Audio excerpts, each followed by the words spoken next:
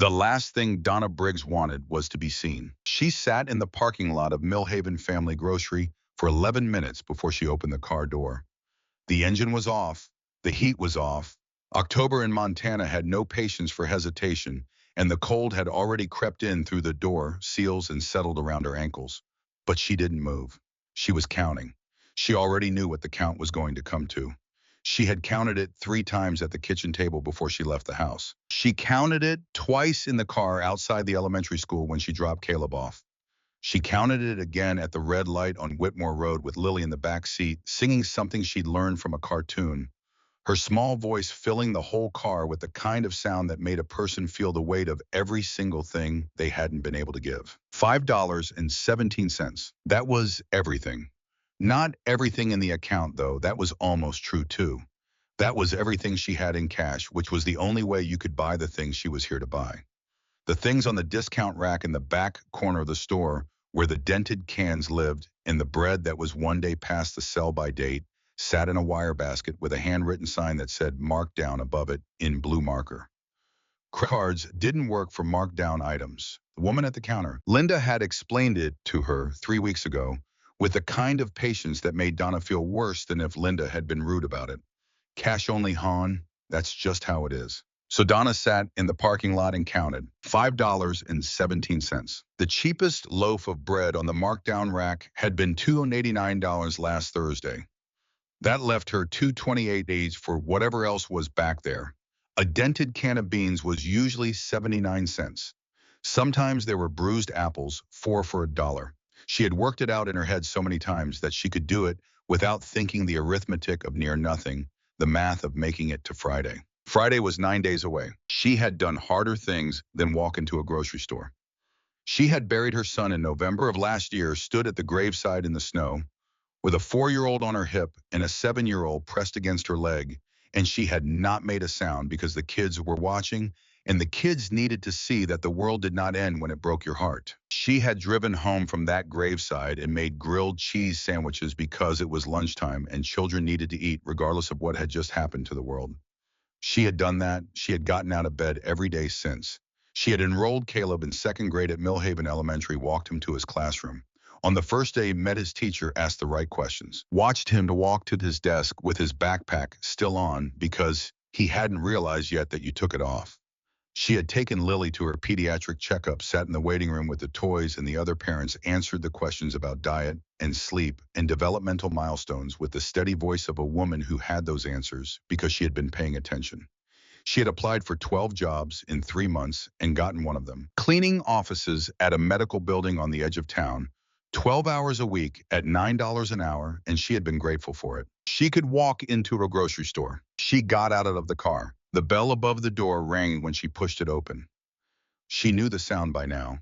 She'd been coming here since the summer when things had started to get tight, and the big chain store 20 minutes away had felt too exposed, too bright, too many people who might know her from before, from the years when Kevin was alive, and she was just a grandmother who came to visit and brought good wine and homemade pie and didn't have to think about the cost of a loaf of bread. Kevin had been 31 years old when the phone rang. She didn't let herself think about that in the grocery store. She had learned where she was allowed to think about it and where she wasn't. Not in front of the children, not at work where the maintenance of composure was a professional requirement she took seriously. Not in grocery stores because grocery stores required her to be functional, to count and compare and decide. And grief made all of that impossible if she let it get in. She was allowed to think about it in the car sometimes.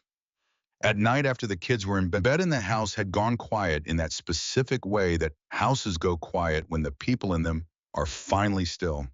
That was when she let the weight of it settle fully onto her. She didn't fight it. She had learned that fighting it made it worse.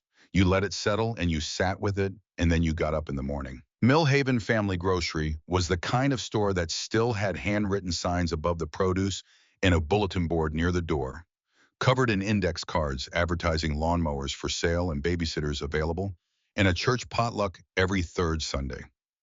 The floors were wood, the light was warm and a little yellow.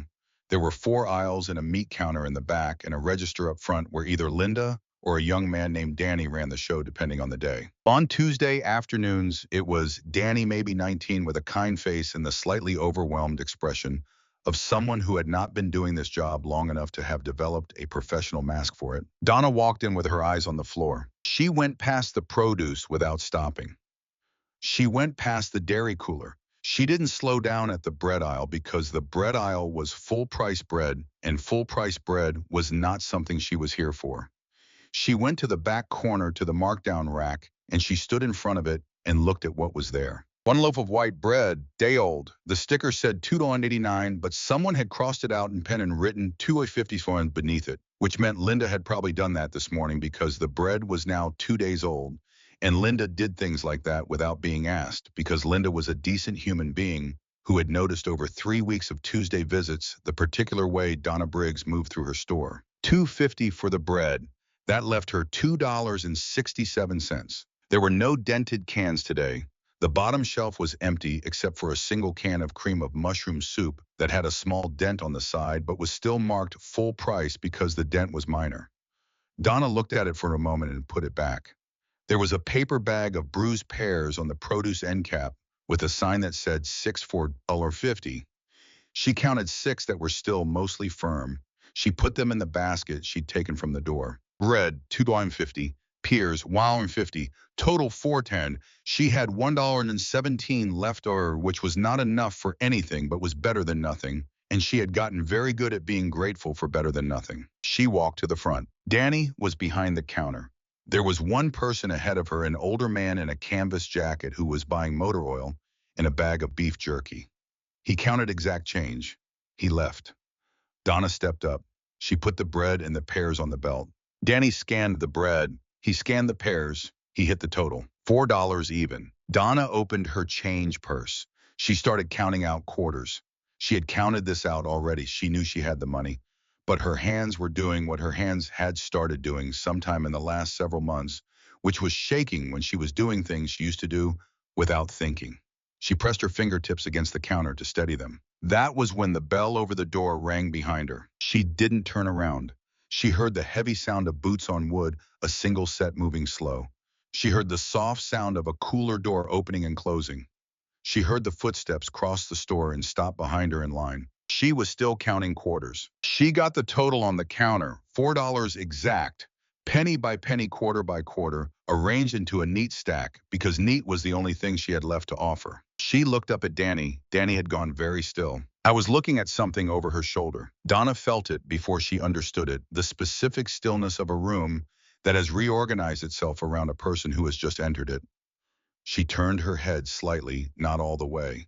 In her peripheral vision, she could see the shape of the man behind her.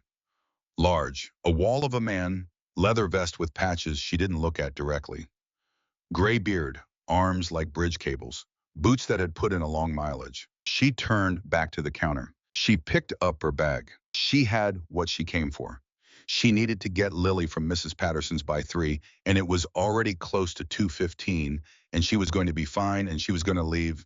And this was just a Tuesday afternoon in October, and she was absolutely fine. Her mouth opened. She had not planned for her mouth to open. The words came out before she could stop them, aimed at the middle of Danny's chest because she couldn't make herself look at his face.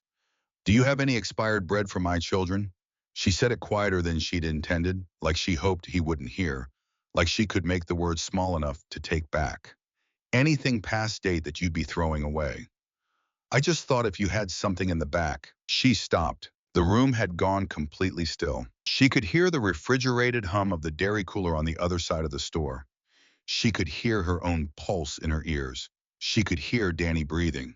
She could not hear the man behind her breathing at all, which was somehow worse than if he had made a sound. Her face had gone hot from her collar to her hairline. She closed her hand around the handles of her bag. She started to push her coins toward Danny across the counter, a reflex like if she paid fast enough, she could make this moment unhappen. "Ma'am."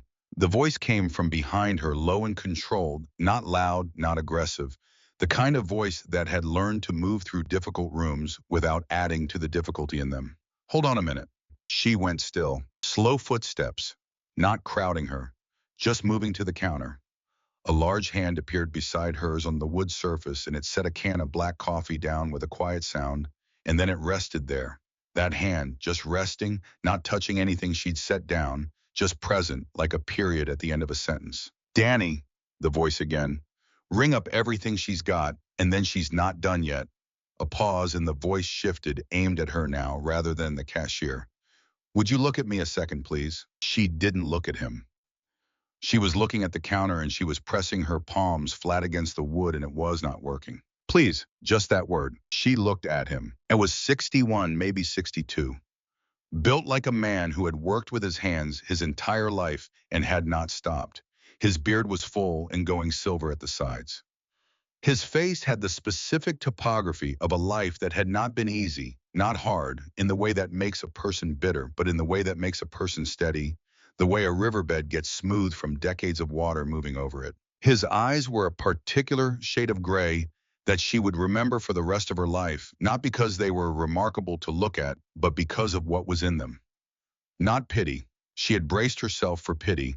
She had spent 8 months constructing defenses against pity in the specific kind of humiliation that comes wrapped inside it. What was in his eyes was something else entirely. Recognition. The kind a person carries when they have seen this exact thing before, and the sight of it cost them something they never got back. There is no expired bread here, he said. Not for you, not today. She blinked. What my name is doesn't matter yet, he said. What matters is that you and I are going to walk back through this store, and we're going to fill a cart with everything you came in here, hoping you could buy, and I'm going to pay for it, and we're not going to make a thing of it. You understand? Sir, I can't. It's not charity, he said before she could finish. His voice was flat and certain the way a fact is flat, and certain not a performance of conviction, but the thing itself. It's groceries. People buy groceries every day. Today I'm buying yours. That's all this is. Are you all right with that? She could feel Danny watching them. She could feel the two other customers at the back of the store who had gone quiet at some point in the last 30 seconds. She could feel all of it pressing down on her, and under different circumstances she would have said no and walked out and cried in her car for 10 minutes on principle because she was 58 years old and she had a degree in accounting and she had raised a good man and she did not accept charity from strangers. But she had Waldier 17 in her change purse and 9 days until Friday. And Lily had asked about strawberries that morning in a voice so small and so particular that it had lodged itself somewhere behind Donna's sternum and had not moved since. She nodded once, small. All right then, he turned to Danny. Get her a cart. Danny moved faster than she'd seen him move in 3 weeks of coming to the store. He came around the counter with a cart and looked genuinely relieved to have something specific to do with himself. The man put his hand out. Rex, he said. She shook it. Donna, Donna. He repeated her name once like he was learning it and wanted to get it right. What do your grandkids eat? The word grandkids stopped her. She hadn't told him she had grandkids. He nodded at her hands. Crayon mark in your left wrist. Came off a kid's hand onto yours when she grabbed you. My guess is she's small, 4 maybe. Donna looked at her wrist. Lily had grabbed her hand in the car that morning. She'd been coloring before breakfast. 4, she said. And 7, boy and a girl. What do they like? It wasn't quite a question. It was an opening. Lily likes strawberries, Donna said. Caleb likes peanut butter. He'd eat it 3 times a day if I let him. Then let's start there. He walked behind her. Not in front. He let her push the cart and stayed half a step back, which she understood without being told was a deliberate thing, a way of saying this is still your errand and your kitchen and your life. I am just here. They went to the produce first. He told her to pick strawberries. She picked 1 container. He put a second one in the cart without comment. They went to the bread aisle. He told her to pick 2 loaves, 1 for sandwiches and 1 for toast, because children went through bread faster than adults expected. She picked 1 white and 1 wheat. He nodded. They went to the dairy cooler. Milk butter, a block of sharp cheddar, because he asked her once, does anybody in your house like sharp cheddar? And she said, yes, me. And he put it in without ceremony. They went to the peanut butter. She reached for the small jar, the 12-ounce, the one that was $2.49. He reached past her and put the 28-ounce in the cart. She opened her mouth. He said, kids his age go through it faster than you expect. Trust me. She closed her mouth. They went to the meat section. He bought chicken thighs, ground beef, a pack of pork chops. He looked at the hot dogs and looked at her, and She said Caleb's birthday was in 2 weeks and he put in 2 packs of hot dogs without being asked. He bought oatmeal and pasta and a jar of marinara sauce and a box of macaroni and cheese and a bag of rice and dry beans and a canister of Quaker oats and 2 cans of diced tomatoes and a can of kidney beans. Then he stopped in the cereal aisle and picked up the name brand cereal, the one that cost 3 times the store brand, and put it in the cart. She put it back. He put it back in the cart. Saturdays, he said in the tone of a man stating a rule rather than making a suggestion. Saturdays should have something special for breakfast. That's not negotiable. She looked at him. There was no logical argument available against Saturdays having something special. She pushed the cart. By the time they got back to the front, the cart was full enough that she couldn't see over it. Danny was standing at the register with the look of a 19-year-old who had just watched something happen that he was going to be thinking about for a long time. There were 3 other people in the store, 2 women and a man, and all 3 of them had found reasons to move to the front half of the store over the last several minutes.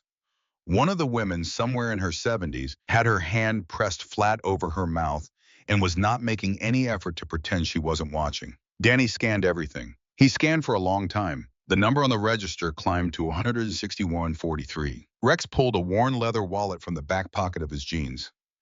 It was old leather, soft at the fold from years of use. He laid down $200 bills without looking at the total. Keep the change in her name, he said. Anything she comes in for this month, you take it out of that balance. When it's gone, you call me. He wrote his number on the back of a receipt from his own pocket and slid it across the counter. Danny took it with both hands. Rex bagged the groceries.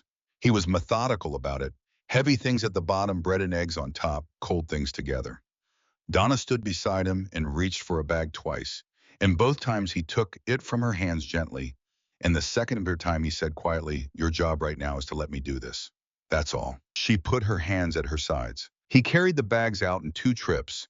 She walked beside him on the first, and he told her she didn't have to come back in. He'd get the rest.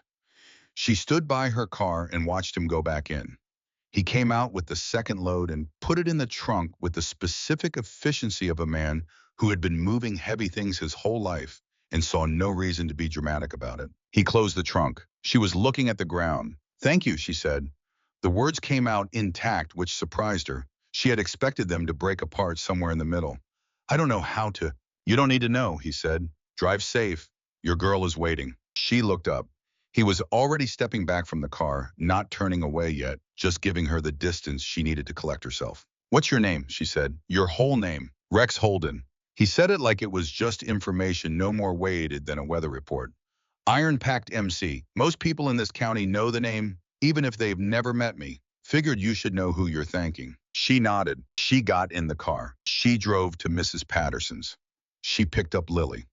Lily climbed into the back seat and immediately found the strawberries in the grocery bag at her feet and let out a sound that Donna was completely unprepared for. A small, pure, open sky sound of happiness, the kind that a 4-year-old makes when they have not yet learned that happiness should be rationed or held back in case it runs out. Donna drove home with both hands on the wheel and her jaw clenched. She didn't cry until she was putting groceries away with the kitchen door closed. She cried for 4 minutes. She counted. Then she washed her face, opened the door, and started making dinner. The knock came at 6:47. She was at the stove. Pork chops with the bruised apples she'd bought on the markdown rack, which she'd forgotten about in the afternoon's events, and which turned out to be perfect with butter and a little brown sugar from the back of the pantry. Caleb was at the kitchen table doing homework. Lily was in the living room with her crayons. 3 knocks, not loud, not soft, even. The knock of someone who understood how sound moved through a house with children in it. Donna turned off the burner. She went to the front door and looked through the side window before she touched the handle. She'd learned to do this in the last 8 months quietly without drama. Just a habit, the way certain situations teach certain lessons without announcing themselves as lessons. Rex Holden was on her porch. Behind him at the curb and along the street in both directions, there were motorcycles. She counted them without meaning to. 23 bikes parked nose to tail, not blocking her driveway, not in her yard, just there present, taking up the quiet street with the particular rumble silence of engines recently turned off. The men who had ridden them were on the sidewalk, not crowding her yard, not coming up the walk, standing, some of them talking quietly among themselves, some just standing, watching the street, giving her the privacy of her own front porch. She opened the door 3 inches. Rex was looking at her with the same steady gray eyes. His hands were at his sides. He was not performing anything. "Ma'am," he said, "I'm sorry to come to your house. I know how this looks, and I know that's not a small thing, 20-odd men showing up on your street after dark. I want to ask you something, and if your answer is no, we get back on our bikes and we leave and it ends here. Nobody is going to be anything but respectful about that. You hear me?" She heard him. "At the store today, he said you asked for expired bread for your grandkids. That is not a question a person asks after one bad week. That is a question a person asks after a long time of bad weeks strung together. Am I wrong about that?" She didn't answer right away. He waited. "No," she said. "You're not wrong." He nodded once, slow. "I'm not here to fix your life," he said. "I don't think you need someone to fix your life. I think you need tonight to be easier than it has been, and maybe tomorrow too. My brothers and I have some things in the trucks. Food, firewood because it's October and I noticed your porch light is out, which in my experience usually means things inside the house aren't much better. One of my men is an electrician. One does heating and cooling. I'd like to ask if we can come in. We'll be out in 2 hours. You won't lift a finger. You say yes, we come in. You say no, we leave. So the only two options." She stood there with her hand on the 3-inch gap of open door, and she thought about Kevin, who had been 31 years old when the truck went through the intersection at 62 miles an hour. She thought about Amanda, Kevin's wife, who had stood at the graveside, and then 3 weeks later had stood in Donna's living room and said she loved the kids, but she wasn't built for this, and she was sorry, so sorry. And Donna had said it was okay, even though it wasn't okay and never would be okay. She thought about Caleb's face the last time she told him they couldn't have pizza on Friday like they used to, the way he'd nodded like a small adult accepting information he didn't have the tools to process. She thought about Lily with the strawberries in the back seat 20 minutes ago. She opened the door. Rex stepped in. He stopped in the entry and removed his vest without being asked, the way you remove your shoes in someone else's home as a gesture of respect for the space. He folded it carefully and draped it over the chair by the door. Caleb appeared in the hallway. 7 years old. Kevin's nose. Kevin's serious eyes. Kevin's habit of holding very still when he was assessing a situation, rather than running toward it or away from it. He stood in the hall and looked at Rex the way a child looks at something large that has not yet declared its intentions. Rex looked at him directly. "Hey, buddy." Caleb said nothing. His eyes moved to his grandmother. "This is Rex," Donna said. "He's a friend. He's going to bring some people in to help with a few things around the house." Caleb looked back at Rex. "Are you a biker?" "I am." "Do you have a motorcycle?" "I do." "What kind?" "Harley Davidson, 2003 Road King, dark red." Caleb considered this seriously for a moment. "That's a good one." "I think so too." Rex looked at him steadily. "You got homework tonight, Caleb." "Almost done." "Then finish it before you come see the bikes through the window. Deal?" Something moved across Caleb's face. The specific expression of a child who has just been given a structure they didn't know they needed. He nodded and went back to the kitchen without further discussion. Rex turned to Donna. His voice dropped. "Walk me through the house," he said. "Quickly. I want to know what needs doing before I bring anyone in." She walked him through it. She had not let anyone walk through her house in 8 months. She had not let anyone see the thermostat set to 58 degrees. She had not let anyone see the single mattress in the corner of the living room that had been there since September when she'd sold the couch because the electric bill had come in and she'd needed the $80.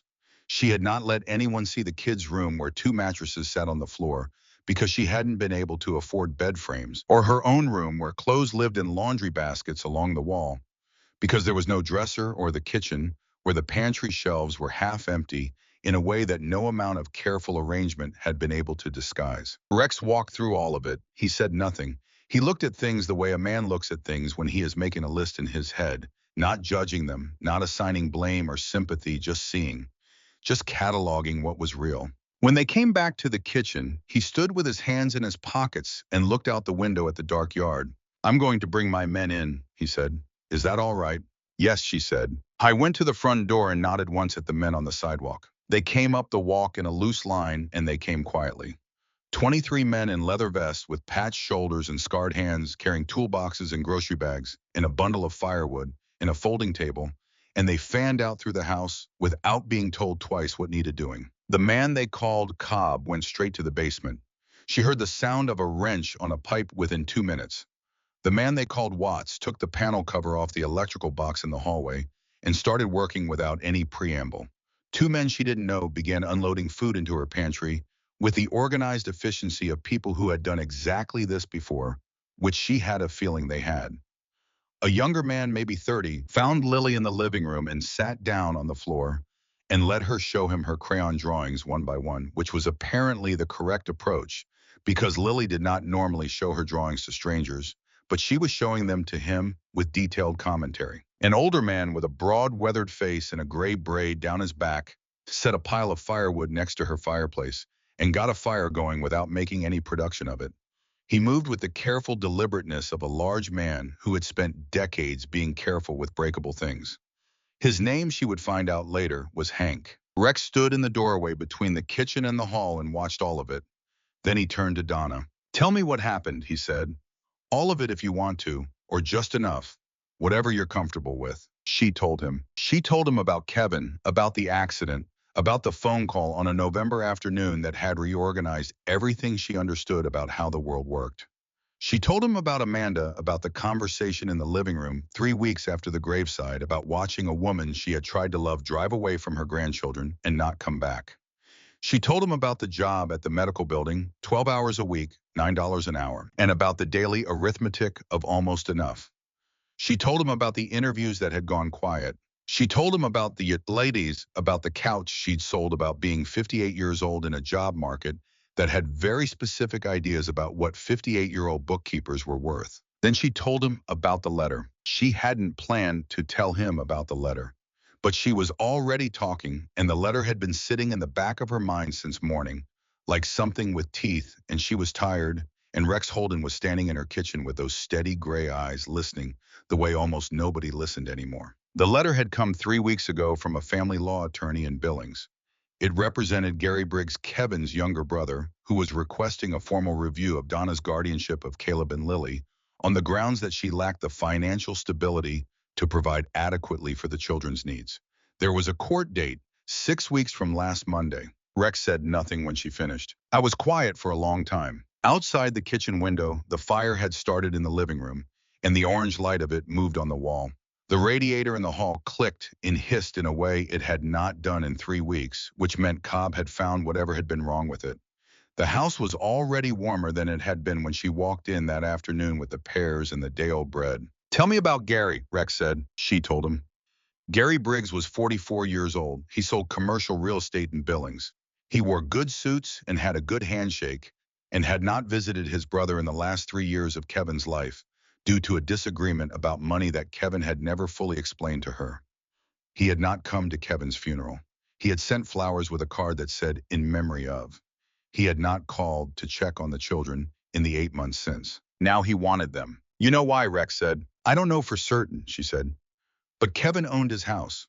When he died, his estate goes to his children held in trust until they're adults. Gary is named in Kevin's will as alternate executor if I was unable to serve. If he gets custody of the kids, he controls the estate," Rex said. "He controls the estate," she said. Rex nodded slowly, like a man confirming something he had already suspected the shape of. He looked at the folded piece of paper on the kitchen table, the court letter she had left there that morning. He looked at it without touching it. "You have a lawyer," he said. "I can't." "You have a lawyer," he said, not a question, a statement about what was going to happen next. "His name is Wade Flynn. He does family law. He used to ride with us years ago before he went back to school and made something different of himself. He's better than good. He's what Gary Briggs's lawyers will not be expecting, which is someone who has spent 30 years representing people that other lawyers had already written off." He paused. "I'll call him tonight. I can't pay. I know." He said it without pity or particular weight. "Just I know. Wade owes me a favor from a long time ago that I have never called in. Tonight I'm calling it." Donna stared at him. The fire was burning in the living room. She could hear Lily laughing at something the young man on the floor had said. She could hear the low sound of Hank's voice talking to Caleb about something she couldn't make out. She could smell the food that had been brought in, something warm and rich and layered. And she realized she had not eaten since a piece of toast at 7 that morning, and her body was registering the smell with an urgency that was embarrassing in its directness. "Why are you doing this?" she said.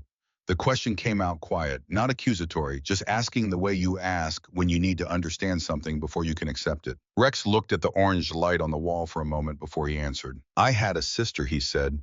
"Her name was Mary. She was 3 years younger than me. She had one son, 8 years old.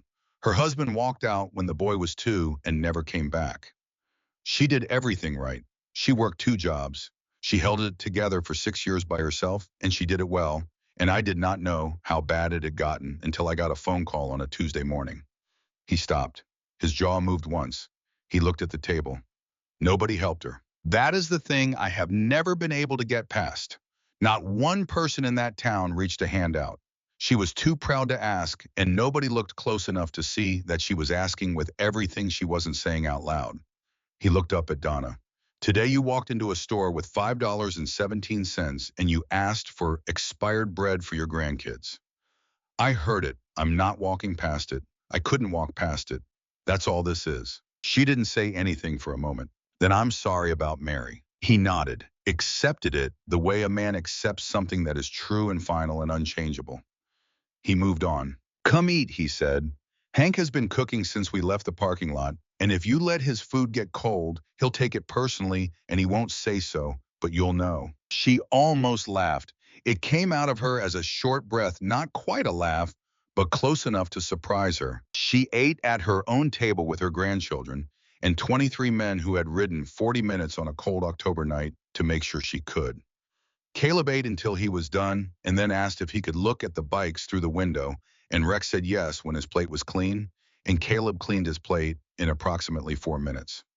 Lily fell asleep against Donna's arm halfway through the meal with a half-eaten roll in her hand, the way children fall asleep when they have finally been warm and fed enough that the body decides it is allowed to rest. Donna held her. Hank leaned over at some point and said in the quiet voice of a large man who had learned over many decades how to be gentle, "She's good. She's better than good. Eat." Donna ate. Afterward, when the dishes were done and the men were loading tools back into the trucks outside and Caleb was asleep on the floor blanket with Lily beside him and the fire had gone to steady coals, Rex came back to the kitchen one last time. He put a card on the counter, a phone number in handwriting that belonged to a man who didn't write much. "Friday," he said, "my brother Earl runs a shop in Hardin, Holden Automotive. He needs a booker. $20 an hour, full-time health insurance after 90 days. He has been trying to find someone for 8 months, and he cannot find someone he trusts, and his books are a disaster." He looked at her steadily. "You go meet him Friday at 10 in the morning. If you don't like him or he doesn't treat you right, you call me and I find you something else. But I think you are going to walk out with a job." She looked at the card. "That number is mine," he said. "Day or night, anything you need." He put his vest back on. The patches settled on his shoulders. He looked like what he was, again, the president of a motorcycle club that most people in Millhaven, Montana had very specific ideas about and almost none of the right ones. "Lock this behind me," he said. "Get some sleep. Your kids need you rested." He pulled the door closed. She stood in her kitchen and listened to 23 motorcycle engines start up on her quiet street one by one in sequence and then pull away together. She turned off the kitchen light. She went to the living room and looked at Caleb and Lily asleep near the fire. The radiator hummed. The porch light was on outside, throwing a clean rectangle of light across the front yard for the first time in weeks. She sat down on the floor with her back against the couch and she let herself fall apart for a few minutes in the quiet house. Then she put herself back together. She got up. She made sure the door was locked. She went to bed. Friday was 9 days away. For the first time in a very long time, she believed she could get there. Friday arrived the way important days always arrive, without announcement, dressed like any other morning. Donna was up at 5:30. She made oatmeal for the kids and got them dressed while the sun was still below the horizon. She dropped Caleb at Millhaven Elementary and watched him walk through the doors with his backpack on, and she thought as she thought every morning how much he walked like his father. She dropped Lily at Mrs. Patterson's, a 66-year-old woman with a large warm house and 3 cats and an inexhaustible patience for small children. Then she drove to Hardin. She sat in her car in the parking lot of Holden Automotive at 9:55 and looked at the building. 8 bays, 3 hydraulic lifts, 4 vehicles already in bays with hoods up, men moving around them with the quiet, coordinated efficiency of people who knew their work without having to think about it. She had interviewed for 14 jobs in 9 months. She was good at interviews. She had always been good at them, which was the particular irony of a year spent applying for positions and getting 4 callbacks and one job that paid $9 an hour. The market had a specific problem with women who were 58 years old and had a gap in their formal employment record, even when that gap was explained and the work done during it was real and verifiable. She got out of the car. The front office was exactly what Rex had described. Disaster was not an overstatement. There were stacks of paper on every horizontal surface. The filing cabinet had all 4 drawers open.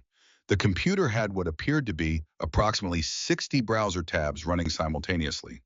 There was a coffee maker on a card table in the corner next to a single folding chair. A man came in from the shop side. He was Rex's age, built leaner, with grease on his forearms and the same gray-eyed steadiness as his brother, but quieter about it, less mass behind it. Donna Briggs, he said. Earl Holden. He put out his hand. She shook it. His grip was firm without trying to prove anything. He looked around the office. Rex tell you it was bad. He said it was a mess. Rex is charitable. He pulled a stack of folders off the guest chair. Sit. Coffee. Please. He poured 2 mugs and sat on the edge of his desk because there was nowhere else. Here's what I've got, he said. 8 to 12 cars a day, 6 days a week. 6 full-time mechanics, 2 part-time. Accounts receivable. I can't entirely account for because I've been running this office myself since January, and I'm a mechanic, not an accountant. Had 3 people try to work here this spring. None lasted a month. He looked at her directly. Rex says you ran books for a dental office 19 years. I did. He says you can get a mess organized. I can. He looked at the stacks. Invoices back to February, not cross-referenced against payments. Accounts owing me money I've lost track of. State tax filings due in 6 weeks. That sounds like 6 weeks of work, she said. Maybe 8. After that, it's maintenance. He studied her for a moment the way his brother had studied her in the grocery store, not unkindly, just with full attention. 20 an hour, he said. 5 days, 8 to 3:30. Health insurance after 90 days, family coverage. 2 weeks paid vacation after the first year. He paused. Rex says you've got grandkids. I do. 3:30 means you're home before they are. You manage your time right during the day. You're out at 3:30. I don't ask people to stay late. You want the job? Yes. He put out his hand again. Monday, he said, 8 o'clock. She drove home. She picked up Lily. She picked up Caleb.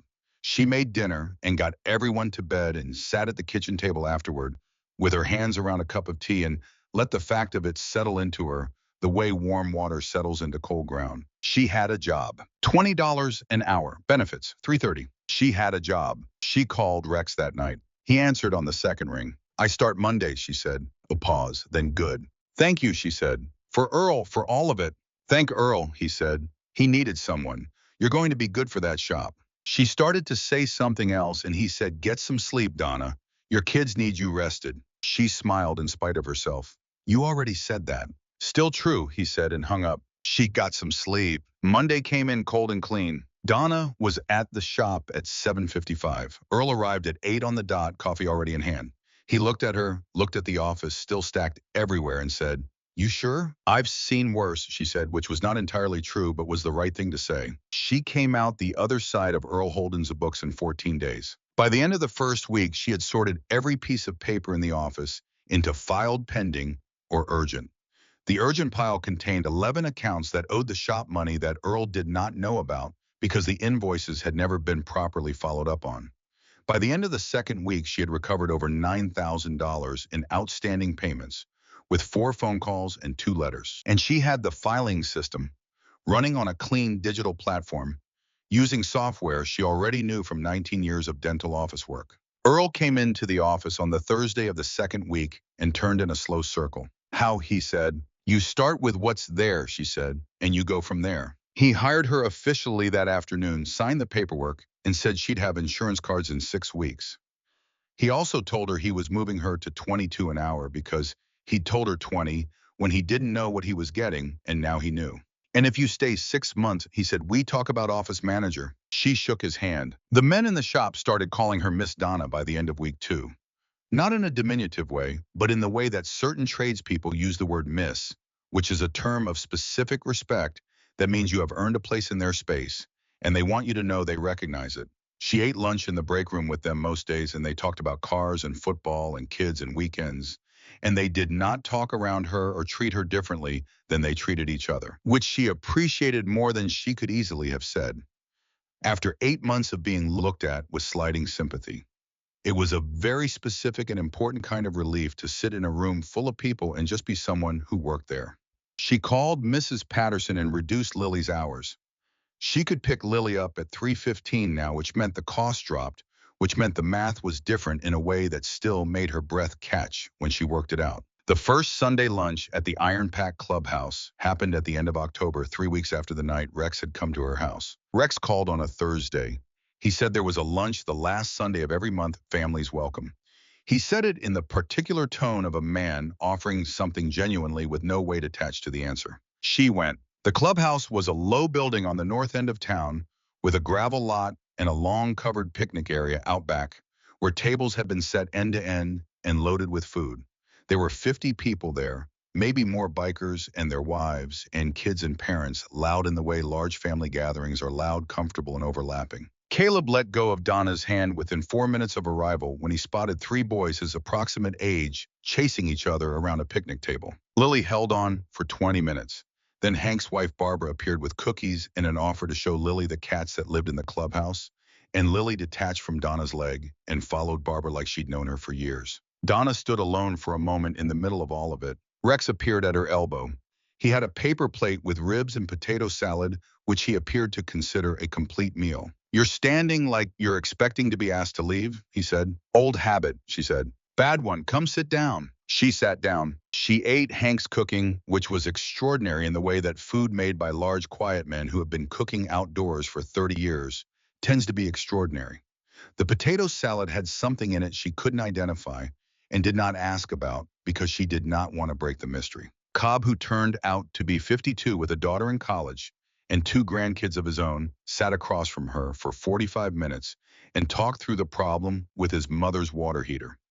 Not because he needed advice, but because he was a person who processed things out loud, and she was a person who was good at listening, and between the two of them, they worked out that the heater was probably fine, but the pressure relief valve needed replacing. At some point in the afternoon, she looked up from her plate and saw Caleb in the parking lot with Rex. Both of them were looking at the Road King, and Rex was explaining something about the engine with the specific patience of a man who was not explaining because he expected full comprehension, but because the interest being shown deserved a real answer. She watched them for a moment. Then she looked away because some things you didn't stare at directly. She went home that evening with 2 containers of Barbara's leftovers, and Caleb talking for 35 minutes straight about motorcycles and Lily asleep in the back seat with a stuffed cat that Barbara had apparently given her, which Donna suspected had been one of the actual clubhouse cats at some point and decided not to pursue. The letter from Gary's attorney arrived on a Tuesday, 3 weeks after the first one. She had been expecting it. Rex had warned her that Gary's team would file supplementary documentation before the hearing. She set it on the counter, she made dinner, she got the kids to bed. Then she sat at the kitchen table and opened it. It was worse than she had expected. Gary's attorney had submitted a declaration of financial instability, citing Donna's income history for the previous 18 months. It had her W-2s, her reduced hours, the months of underemployment. It had a credit report showing 2 late utility payments from March and April before the Iron Pact had come, when she'd been making impossible choices about which bill to delay. It had a declaration from a property inspector that she didn't recognize. She read it more carefully. The inspection had been done in August. No property inspector had ever visited her house. She read the attached photographs. Her house, her windows, her dead yard in August, the broken porch light, the rotted board on the front step. Someone had been standing in her yard in August taking photographs of her home from the outside.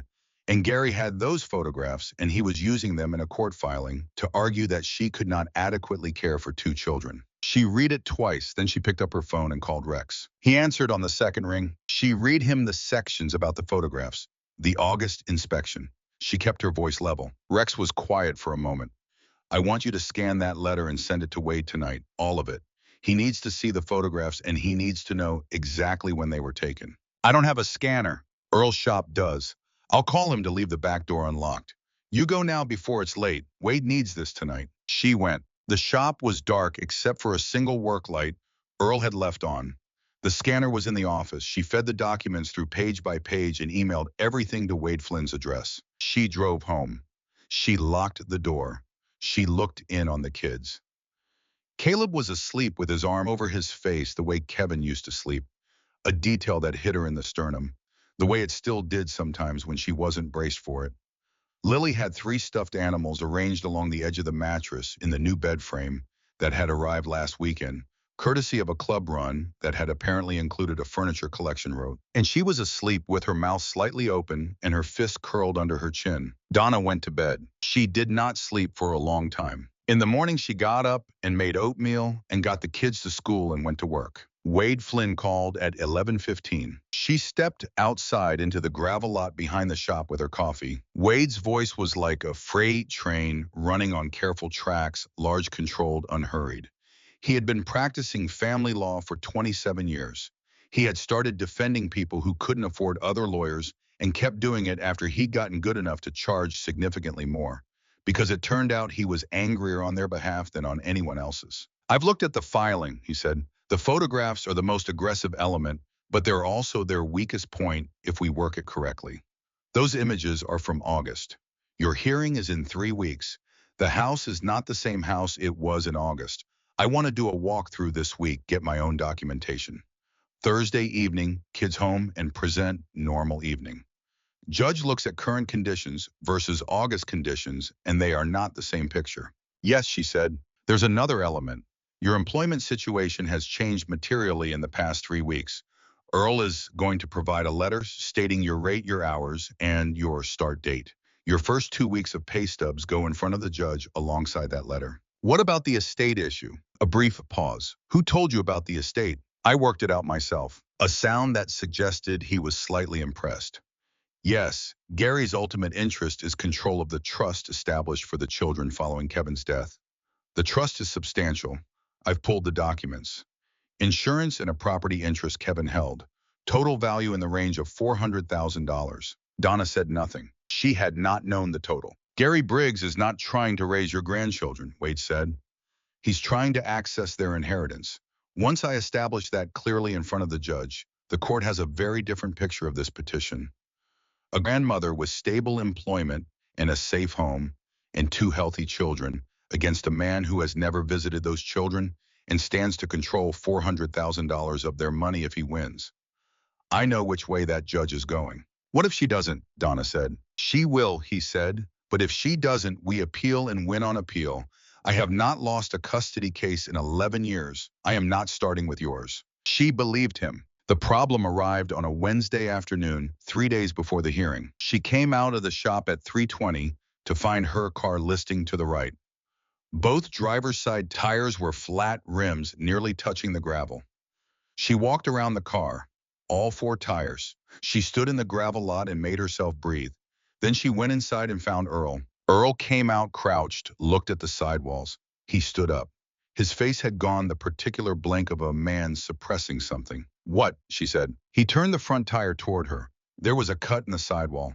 Clean, not a road hazard. All 4, same. Go back inside, he said quietly.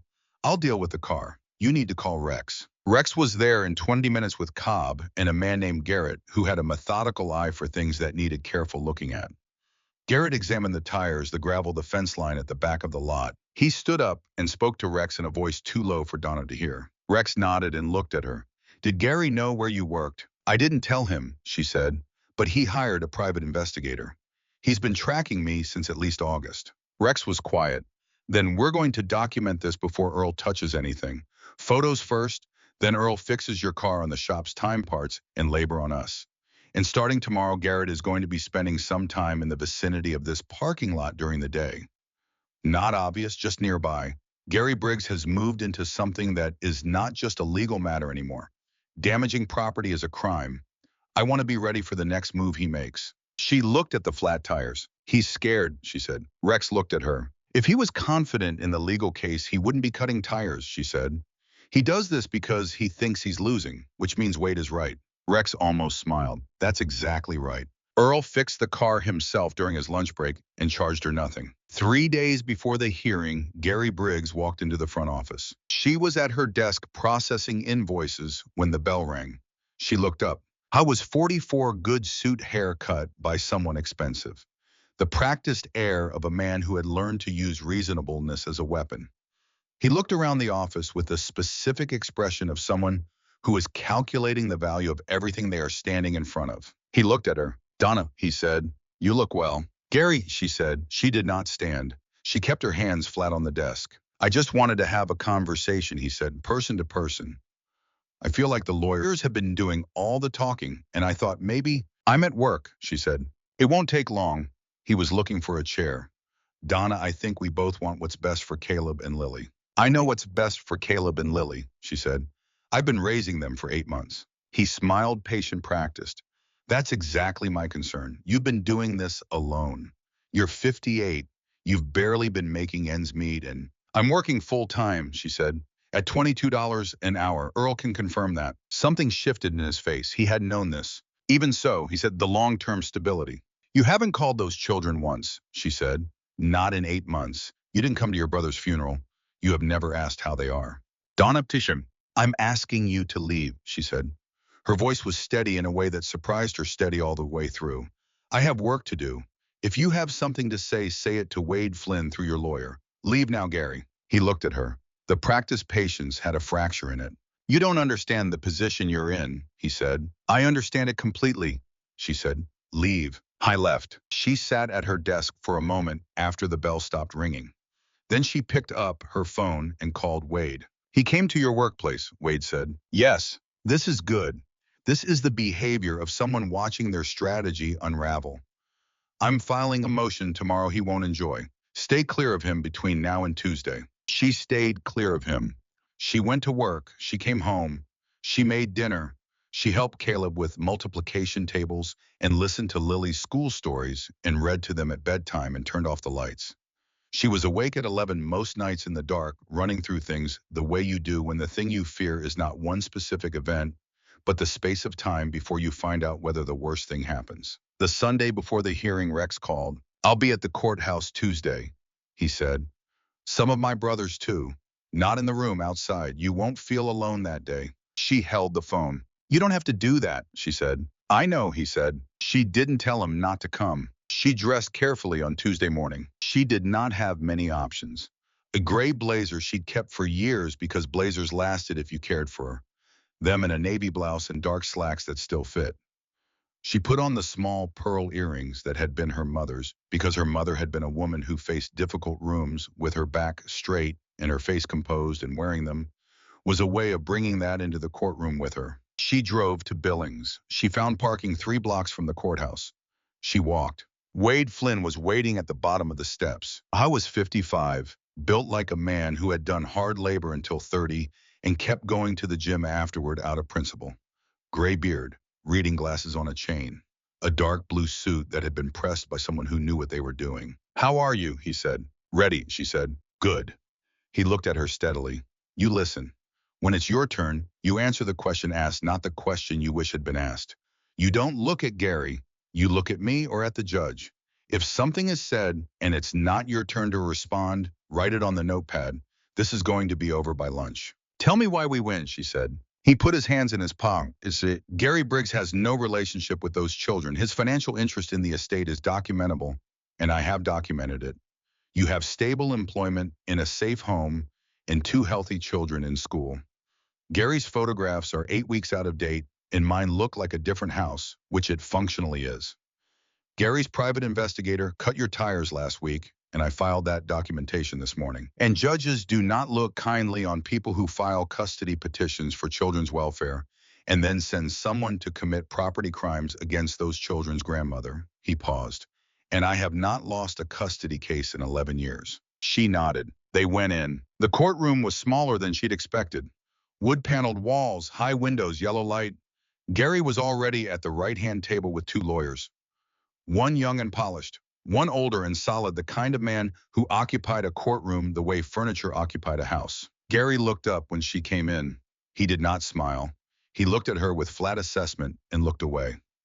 She recognized it as a tactic. She let it go past her. She sat at the left-hand table with Wade and put her hands on the surface open and looked at the judge's bench. The Honorable Carla Meeks came in at 9:03, 60 years old, silver-haired, with the compressed efficiency of someone who had been running courtrooms for a long time and had very little patience for theater. She reviewed the submissions briefly and looked up. We're here on a petition for modification of guardianship filed by Gary Briggs regarding the minor children. Caleb Kevin Briggs, age 7, and Lily Amanda Briggs, age 4, currently residing with their paternal grandmother, Donna Briggs, in Millhaven, Montana. Mr. Harmon, you may begin. The older lawyer stood up. I was good. He walked through the financial history with precision and without apparent malice, which was somehow worse than malice, because it made everything sound like neutral fact. The reduced hours, the missed payments, the August assessment. He submitted photographs and she watched the judge look at them. He talked for 35 minutes. Wade sat beside her, making small notes. He had told her the initial presentation was designed to feel overwhelming, and she was not to let her expression shift based on how it sounded because the judge was watching both tables. She kept her face steady. She kept her hands flat on the table. Then it was Wade's turn. He stood up, thanked the court, introduced himself, and said he was prepared to address each of the petitioner's concerns. Then he said he'd like the court's indulgence for a brief line of inquiry directed at the petitioner before proceeding, as he believed it would provide important context. Gary was called to the stand. He walked to it with the ease of a man who was not worried. Wade approached. Mr. Briggs, when was the last time you visited your nephew and niece, Caleb and Lily Briggs? Gary looked at his lawyers briefly. I haven't been able to visit recently due to my work schedule. Mr. Briggs, Wade said, when was the last time? I would have to check my calendar. Your Honor, Wade said, I'm noting for the record that no documentation of any visit to the minor children exists in the discovery materials we received, which were comprehensive. He turned back. Mr. Briggs, have you visited Caleb and Lily at any point in the past 8 months? A long pause. No, Gary said. Have you called them, video called, sent cards, or gifts on their birthdays or holidays? I've been, yes or no? No. Have you provided any financial support to the children or to their guardian in the 8 months since their father's death? No. Wade turned to the judge. Your Honor, the petitioner is asking this court to remove a 7-year-old and a 4-year-old from the care of the woman who has been their sole parent figure for 8 months. A woman who has maintained their home, enrolled them in school, ensured their medical care, and by all documented accounts provided stable and loving care. He paused. In those same 8 months, the petitioner has not visited those children once, has not called them, has not sent a birthday card. Another pause. The court may wonder why a man with no relationship with these children has invested in a legal team of this caliber to argue for their custody. I can answer that question. He submitted the estate documents, the trust valuation. He explained clearly and without inflammatory language that the estate held in trust for Caleb and Lily was currently administered by their legal guardian, and that the only individual who stood to gain material benefit from a change of guardianship was the petitioner himself. Gary's lawyer stood up. The judge held up one finger without looking at him, and he sat back down. Wade submitted the current home documentation. The walkthrough photographs from Thursday, the living room with furniture, the kitchen with a stocked pantry, the children's room with real beds and drawings on the wall. Earl's employment letter, the first 2 pay stubs, the health insurance enrollment confirmation. He submitted Garrett's documentation of the tire incident with photographs of the private investigator's vehicle and time-stamped images of the investigator in the parking lot of Holden Automotive on the afternoon in question. He stated calmly that this documentation had also been submitted to the Hardin Police Department that morning. The judge looked at Gary Briggs for a long moment. Gary's older lawyer stood up and said something very quietly. The judge looked at him and said, I've heard enough from this table, Mr. Harmon. She read her notes for a moment. Then she looked up. I'm going to be direct, she said. This court's obligation is the welfare of the minor children. I have reviewed both parties' documentation. They describe materially different circumstances, and I note that the petitioner's documentation describes conditions as of August, while the respondent's describes the current situation. I have also reviewed the petitioner's record of contact with the minor children, which is a record of complete absence. She looked at Gary. Family relationships are not established through legal filings. Guardianship is not something this court removes from a capable, attentive caregiver in order to place children with a biological relative who has demonstrated no relationship with them whatsoever. She paused. The petition is denied. Guardianship remains with Donna Briggs. The documentation submitted regarding harassment of the respondent has been referred to the appropriate authorities. We're adjourned. The gavel came down. Donna sat perfectly still. Wade put his hand on her forearm. Donna. She looked at him. That's it, he said. It's done. She nodded. She pressed her lips together. She nodded again. Gary and his lawyers gathered their papers and left with the efficient exit of people who needed to be somewhere else immediately. He did not look at her on the way out. She thought about calling after him and decided against it. The judge was still in the room, and she had more dignity than the moment required. She stood up. Wade held her hand a beat longer than a handshake. Go home to your kids, he said. She walked out of this courthouse. The sun had come out while she was inside. October sun, low and sharp, cutting through everything. She saw them. 47 motorcycles lined along the street in both directions, from the courthouse steps parked with the precision of people who had thought about this and arrived early and arranged themselves deliberately. A formal statement made in steel and chrome, and the willingness to ride 40 miles on a cold Tuesday morning for someone who had asked for expired bread in a grocery store. The men were standing beside their bikes. She knew some of them by now. Cobb, who had fixed her pipes in the dark of her basement. Watts, who had put her electrical panel right. Hank, who stood at the end of the first row with Barbara beside him, small and round and steady. Earl, wearing the only blazer she had ever seen on him, looking deeply uncomfortable in it, in a way she found unexpectedly moving. Wade, who had come down the steps and gone quietly to his own bike because he understood this moment belonged to someone else. Rex was at the front. I was not wearing his vest. I was wearing a plain, dark jacket with his hands at his sides, and he was looking at her the way he had looked at her the first time in the grocery store, not with pity, not with anything that needed to be managed or deflected or survived. Just steady, just there. She walked down the steps. She crossed the sidewalk. She stopped in front of him. She was 58 years old, and she had buried her son and raised his children and asked for expired bread in a grocery store, and she had not come apart, not once, not in front of anyone who needed her to be solid.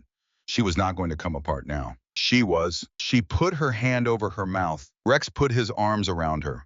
Not soft, not delicate.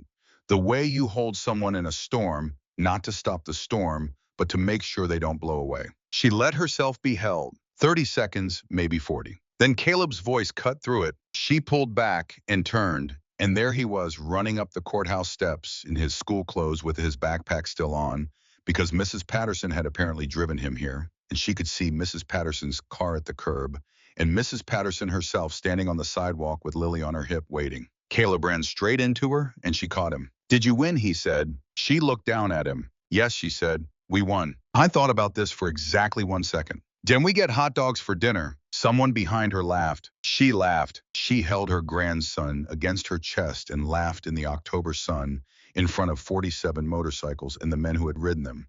And she thought about Kevin and about the grocery store and about $5.17 and about how the world is neither as cold as your worst days tell you, nor as warm as your best days make you hope. But somewhere in the middle, there are people who show up, and sometimes they show up on motorcycles. And sometimes they are exactly what you needed most in the world. Hot dogs it was. She drove home with the windows down, even though it was cold, because she needed the air on her face and the sound of the world moving. Caleb talked about motorcycles, and Lily fell asleep in her car seat with a half-eaten cracker in her hand and the stuffed cat from Barbara pressed against her cheek. She made hot dogs exactly the way Caleb liked them. Yellow mustard only because he had always refused the fancy kind, and she put chips on the plate and apple slices because some things were non-negotiable, and they sat at the kitchen table and ate.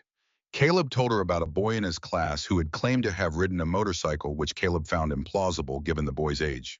Donna confirmed the implausibility and suggested the boy had perhaps ridden with an adult. Caleb considered this and accepted it. Lily ate everything on her plate. This was new or newish. A thing that had started in the weeks after Rex had come, after the pantry had been filled, after the radiator had started working again. Lily ate with appetite now, without the careful, small bites of a child who has been hungry enough times to approach food with caution. Donna noticed it every time and was grateful and said nothing. She got them to bed. She sat at the kitchen table for a while. She thought about Kevin, about the year before the accident when they'd had a slow-building disagreement about something. She could no longer entirely reconstruct the specifics of one of those frictions that grows from love and proximity and different ideas about how to live and about the fact that she hadn't resolved it before the phone rang. She carried that now, not as regret exactly, more like a weight she knew was there and had learned to walk with. She thought about Mary, Rex's sister, the woman she had never met who had stood in front of a different counter in a different town and been too proud to ask the question that might have changed things. She thought about how many women were standing in front of counters right now with questions they couldn't make themselves say out loud. She thought about Rex. She picked up her phone. She called. He answered on the second ring. "We had hot dogs," she said. He laughed. A real one, the first full laugh she had heard from him. It was a good sound. "I heard," he said. "Caleb told Cobb who told me." "That communication chain is extremely efficient," she said. "It's a well-run organization," he said. She was quiet for a moment. "Thank you," she said, "for all of it, from the beginning." I was quiet for a moment, too. "Get some sleep," he said. "Your kids need you rested." "You keep saying that." "Keep being true." She smiled and set the phone down and went to bed and slept. 3 months passed the way good months pass, which is to say, you don't notice them in real time, and then you look back and see how much had moved. Donna got her first paycheck with the raise and stood in the bank parking lot after the deposit and looked at the number on the receipt for a long time. Not because it was a fortune, it wasn't, but because it was enough, and enough had not been the operative word in her life for so long that the word itself felt like something she needed to relearn the weight of. She paid the utilities current. She paid down the credit card balance she'd been carrying since March. She bought Caleb new shoes because he'd been wearing shoes a half size too small for 6 weeks, and she had known it and not been able to do anything about it. And watching him walk the store in shoes that actually fit his feet was something she would carry quietly for a long time. She bought Lily a real winter coat, not from the church donation box where Lily's coat had come from and which had been warm enough, but had a puppy zipper pull that Lily had expressed strong and sustained feelings about. The new coat was purple with no puppy. Lily wore it to school and reported that 3 people had said it was nice. Earl made her office manager in December. He did it on a Tuesday afternoon, standing in the doorway with a coffee mug, saying it the way Earl said most things directly and without preamble. Office manager as of January 1st, 26 an hour, authority over anything in this building that isn't a car. "You want it?" She said yes. He went back into the shop. She told Rex that night, and he said, "I know," which meant Earl had already told him, which was the kind of thing she had come to understand about the Holden brothers. They communicated in ways that did not always involve her, but frequently concerned her, and she had decided this was a feature rather than a problem. January brought snow and Caleb's birthday and a party at the clubhouse, organized entirely by Barbara. 47 people. Hot dogs because Caleb had made his preferences known. A motorcycle-themed cake with a Harley topper that Barbara had ordered specially. Rex gave Caleb a book about motorcycles, which was the correct gift. Caleb read 3 chapters before bed, fell asleep with it open on his chest. Donna stood in his doorway and looked at him. She thought this is what it was supposed to look like.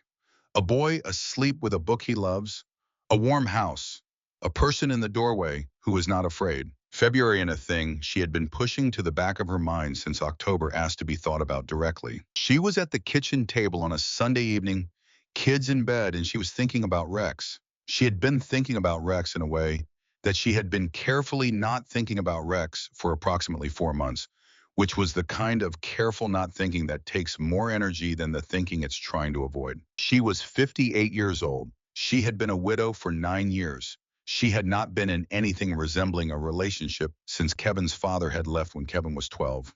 She was not sure she knew how to be in one anymore. She was not sure she wanted to find out. She thought about what it would mean practically.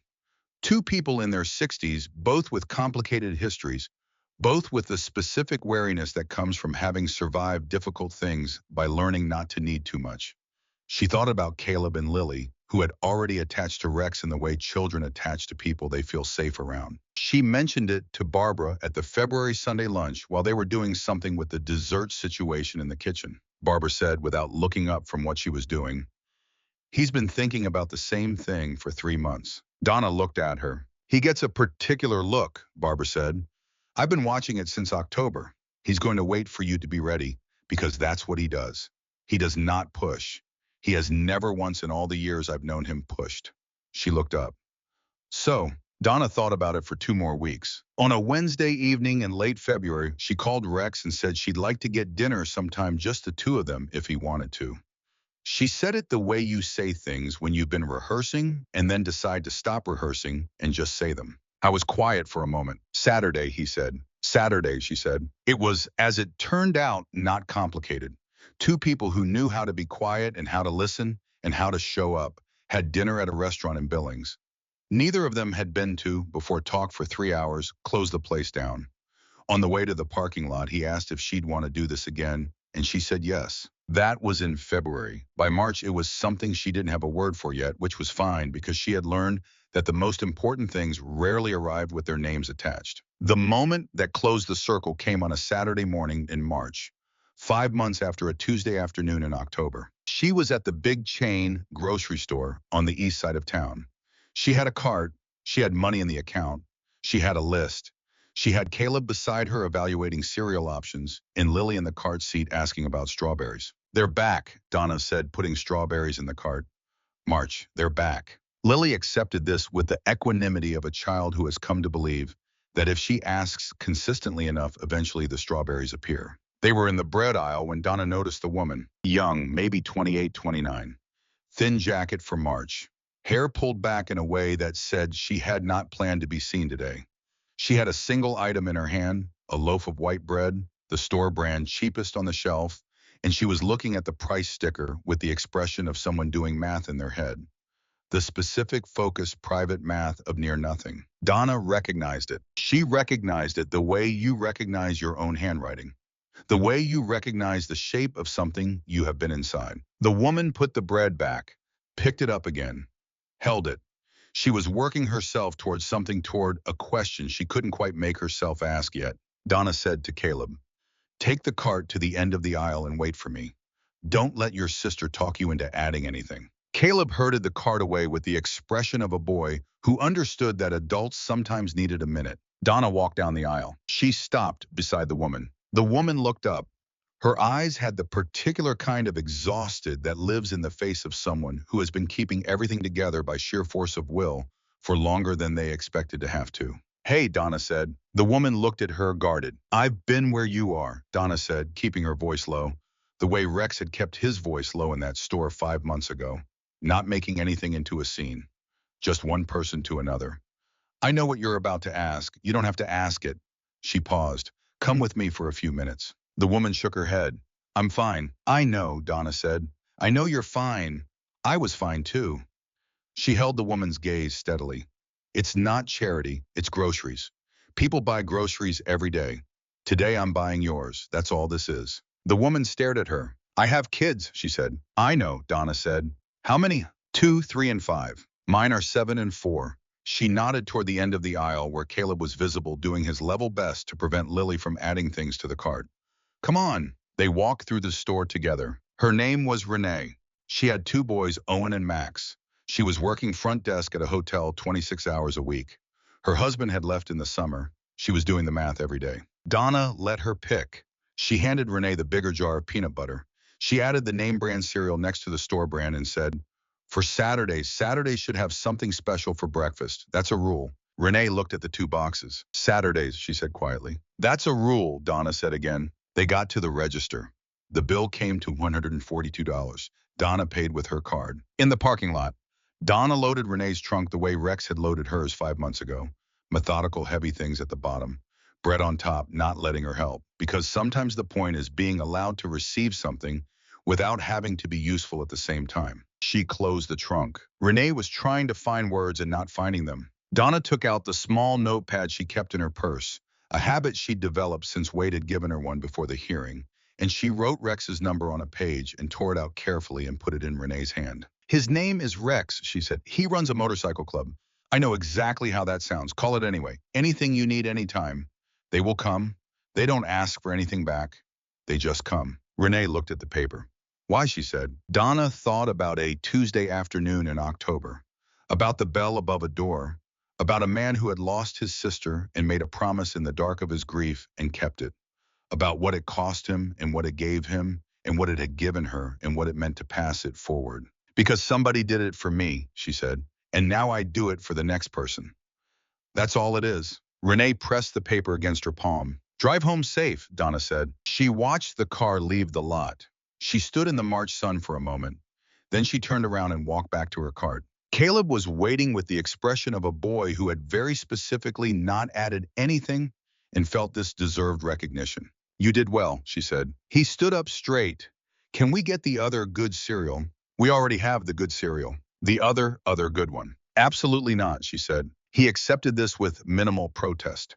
They finished the shopping and drove home, and she put groceries away with Lily's help, which made the process take twice as long, but was non-negotiable because Lily had strong feelings about pantry organization. She let Lily organize. Caleb made peanut butter toast and brought her a piece without being asked, which was a new thing, a March thing, a thing he had apparently decided he did now. She ate it at the kitchen table. It was good. That evening, she sat on the back porch with tea and watched the last of the March light go out of the sky in layers, pink and then orange, and then a blue. She had always loved the color of a day that was done and had meant something. She thought about Kevin. She thought about the phone call and the graveside and the morning she had sat in a parking lot with $5.17 in a decision to make. She thought about Rex, who at that moment was 40 minutes away, and who had texted her that afternoon to say Hank had decided to make his chili for Sunday, and she should prepare the children for a very good day. She texted back, noted, Lily will eat 3 bowls. He sent a single laughing face. She finished her tea. The sky had gone to deep blue, almost purple. She thought about Renee with 2 boys and a thin jacket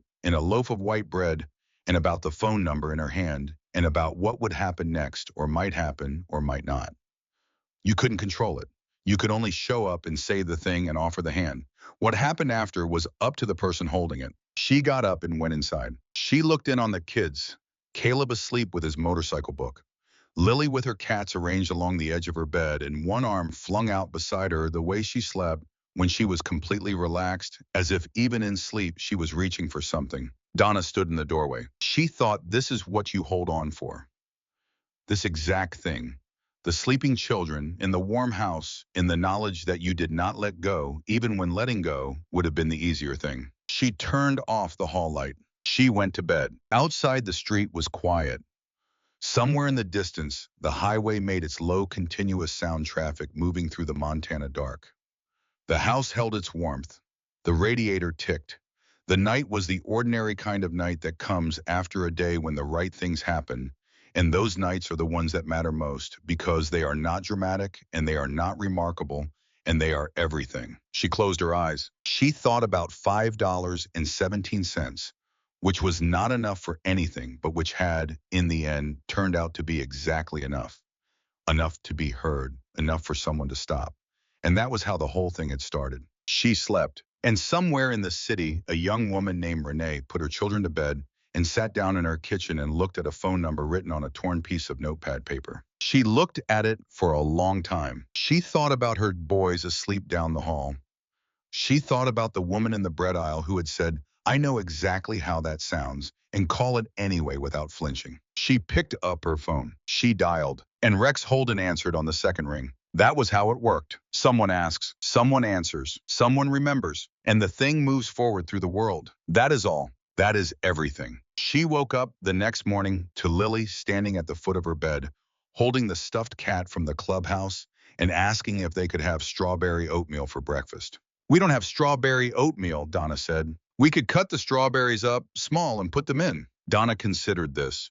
That's not a terrible idea. Lily looked satisfied. She padded out of the room with the cat under her arm, and Donna lay there for another moment, listening to the sound of small feet on the hallway floor, which was the sound she had started the day with every morning for 8 months, and which she had not once in those 8 months taken for granted. She got up. She made strawberry oatmeal. Caleb came down the stairs and looked at the oatmeal, and then looked at the strawberries on the counter and said, Did she convince you? She had a reasonable proposal, Donna said. She always has a reasonable proposal.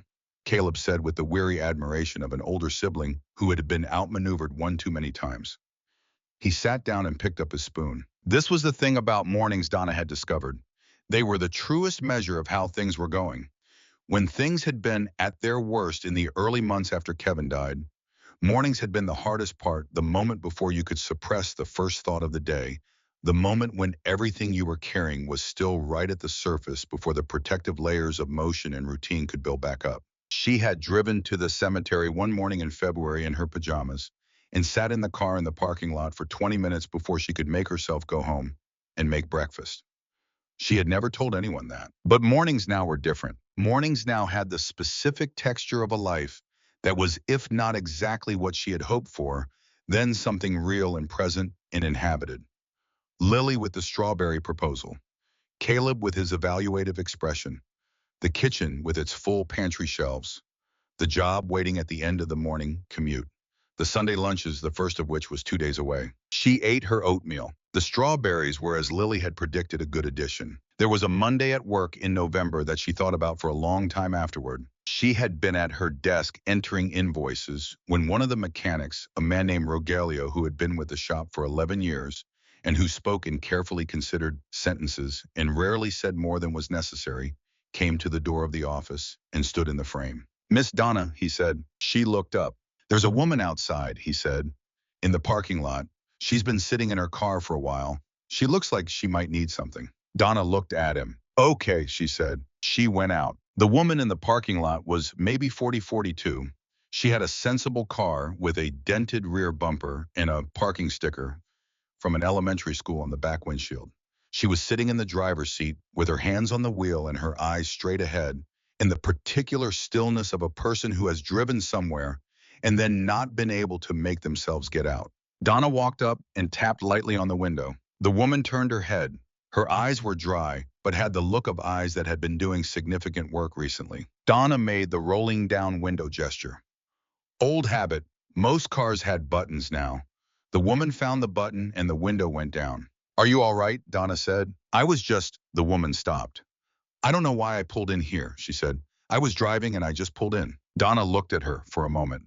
"You want to come inside for a minute?" she said. "It's cold out here. We have a coffee maker." The woman looked at her. "Okay," she said. Her name was Patricia. She was a school librarian. Her husband had been laid off in August, and the bills had been mounting since September.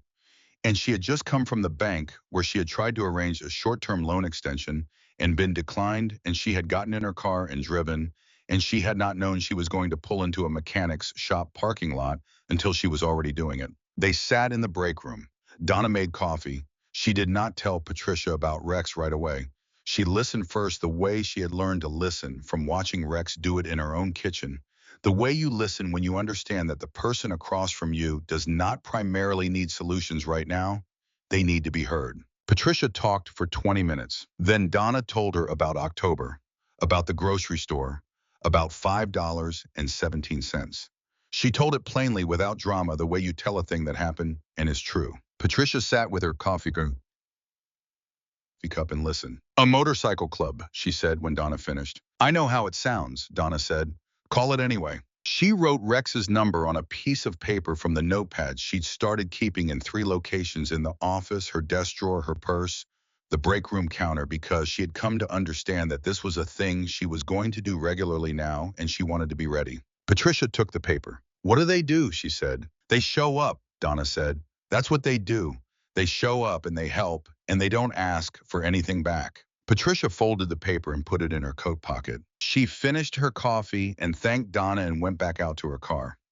Donna watched her leave from the doorway. Rogelio appeared at her shoulder. "She okay?" he said. "She will be," Donna said. She went back to the invoices. 3 days later, Rex texted her, "Patricia, is she yours?" She texted back, "Met her Monday." She called. He texted, "Called Sunday night. Brothers went over Tuesday." She held the phone and looked at that for a moment. Then she texted, "Good." He texted, "You're going to run out of paper eventually." She texted, "Then I'll order more." She could almost hear the laugh. The Sunday lunches became a rhythm she depended on more than she had expected to. She had not had a consistent rhythm of community in many years. She had had Kevin, and Kevin had had his life and his friends and his world, which had overlapped with hers, but was not hers. She had had colleagues at the dental office who had been kind and with whom she had eaten lunch for 19 years, and who had sent a card when the office closed and whom she had not heard from since. She had had neighbors in the house she'd lived in before Kevin died, a house she'd sold after the move, people she had waved to from driveways and lent rakes to, and whose names she still remembered, but who belonged to a version of her life that was over. The iron-packed lunches were different. They were not polite. They were not carefully managed social obligations. They were full of noise and food and unsolicited opinions and people arguing about football teams and kids chasing each other around picnic tables and dogs that were theoretically not allowed but were always there and Hank pretending not to notice. They were the kind of gathering that assumed you were coming back next month without asking, which was a form of welcome she had not encountered in a long time. She brought things sometimes. She made Hank's peach cobbler recipe, which Barbara had written out for her on an index card in November, and brought it to the December lunch. Hank looked at it with the expression of a man deeply uncertain about whether someone else's version of his own recipe would meet his standards, took a bite and said, "Decent," which Barbara told her afterward was equivalent to high praise. She started helping Barbara with the setup, not because she was asked to, but because she showed up early enough one Sunday to find Barbara and one other woman moving tables in the covered area alone, and she could lift a table, so she did. After that, she just did it every month. She and Barbara talked while they worked, which was how she learned about Hank's childhood in eastern Montana, and about the 2 years Rex had spent away from the club in his 40s, and about Mary a little gently, the way you approach something that someone carries carefully. He blamed himself for a long time, Barbara said one Sunday morning while they were setting up chairs. He was the older brother. He thought he should have known how bad it was. How did he stop? Donna said. Barbara was quiet for a moment. I don't know that he exactly stopped, she said. I think he found something to do with it instead. She set a chair down. That's usually how it works with grief. You don't get over it. You find somewhere to put it where it can do something other than just hurt. Donna thought about that for a long time. She thought about it in the car on the way home that Sunday, and she thought about it on Tuesday morning, getting ready for work, and she thought about it standing at the kitchen window, watching the yard in the gray November light. She thought about Kevin, about what it would mean to find somewhere to put that grief where it could do something other than just hurt. She thought about the grocery store and Renee and Patricia and the notepads she kept in 3 locations. Maybe she had already been doing it. Maybe that was what this was. She started keeping a notebook, not a journal exactly. She had tried to keep journals before and had always found the blank page quality of them oppressive, the sense that she had to have something worth saying before she was allowed to write. This notebook was different. She wrote down practical things, names and situations, and what had helped and what hadn't. She wrote down Rex's number, Wade's number, Earl's direct line, Barbara's cell. She wrote down the name of the food bank in Hardin that one of the mechanics' wives had mentioned ran a quiet backdoor program for people who didn't want to be seen walking in the front. She wrote down the contact at the county's emergency utility assistance fund that Linda at Millhaven Family Grocery had told her about in passing one Thursday when she'd come in for milk. She was building something.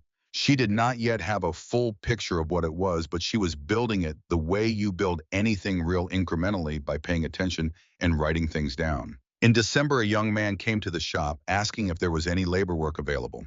He was 22 years old and recently out of prison for something nonviolent that he had done when he was 17, which he told Earl directly and without apology, the way a person tells a difficult truth they have made peace with carrying. His name was Brendan. He had a firm handshake and clean boots and a willingness to stay late and learn whatever needed learning. Earl hired him to do the shop's cleaning and general labor work. Within 6 weeks, Brendan was showing a genuine aptitude for basic diagnostics, and Earl moved him to a bay on a trial basis under the supervision of Rogelio. Donna had lunch with Brendan in the break room the first week. She asked him what he needed, and he said he needed to get on his feet and he was figuring it out. She gave him the notebook she'd been writing in and told him to keep it and call any number in it if he ever hit a wall. I looked at the notebook. Why, he said. She told him about October, about the grocery store, about $5.17. He listened the whole way through. So you just pass it on, he said. That's all it is, she said. He put the notebook in his back pocket and went back to his bay. Rex heard about this, somehow, the way Rex heard about most things, through the specific information network of a man who had been paying attention in this county for 30 years. You gave him the notebook, Rex said. I made myself a new one, she said. I was quiet for a moment, and then he said, I think I know what you're doing. Tell me, she said. I was quiet for a moment longer. Mary used to say that the worst thing about being alone when things got bad wasn't the bad things. It was the feeling that the bad things were specifically yours, that nobody else had ever been in this exact situation, and that was why nobody was coming. He paused. What you're doing is making the situation recognizable, making it so that when someone is in it, they can see that other people have been in it and came out the other side and that there's a hand waiting for them. She thought about that. Yes, she said, that's what I'm doing. Good, he said. They were quiet together for a moment on the phone, the comfortable silence of people who had gotten past the point of filling silences for the sake of filling them. Saturday, he said. Saturday, she said. She had dinner with him on Saturday, and they went to a place in Billings with good bread and a fireplace in the back. And they talked for 4 hours without running out of things to say, which was the clearest sign she had ever encountered that a thing was worth continuing. Christmas was quiet and warm. She did not have a great deal of money to spend on gifts, but she had more than she'd had in October, and she had Barbara's advice on what Caleb would actually play with versus what would end up under the bed after 2 weeks, and she had Hank's recommendation for the specific set of toy tools that Caleb had been eyeing at the hardware store and had not asked for because he was 7 years old and understood in the uncanny way of children who have spent time in financial uncertainty that some things you didn't ask for. She got him the tools. She got Lily a set of high-quality colored pencils, the real artist's kind, because Lily drew the way some people breathe constantly, involuntarily, as if the drawing was the natural exhale of whatever was going on inside her.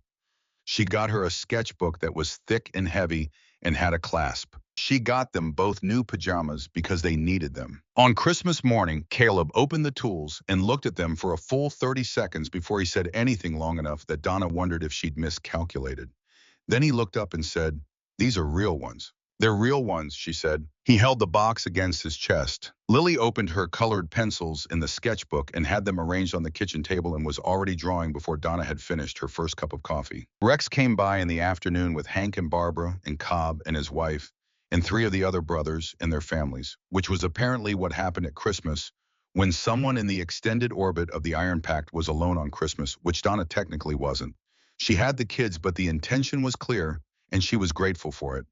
Hank brought a ham, Barbara brought a pie, Cobb's wife brought a dish of scalloped potatoes that Donna was going to need the recipe for. Rex sat on the new couch that had arrived the second Sunday after he'd first come to her house, and he drank coffee and talked to Caleb about the tools with the specific attention of a man who understood that a 7-year-old boy explaining something important needed to be listened to completely. She stood in the kitchen doorway and watched all of it. She thought about the thermostat set to 58 degrees.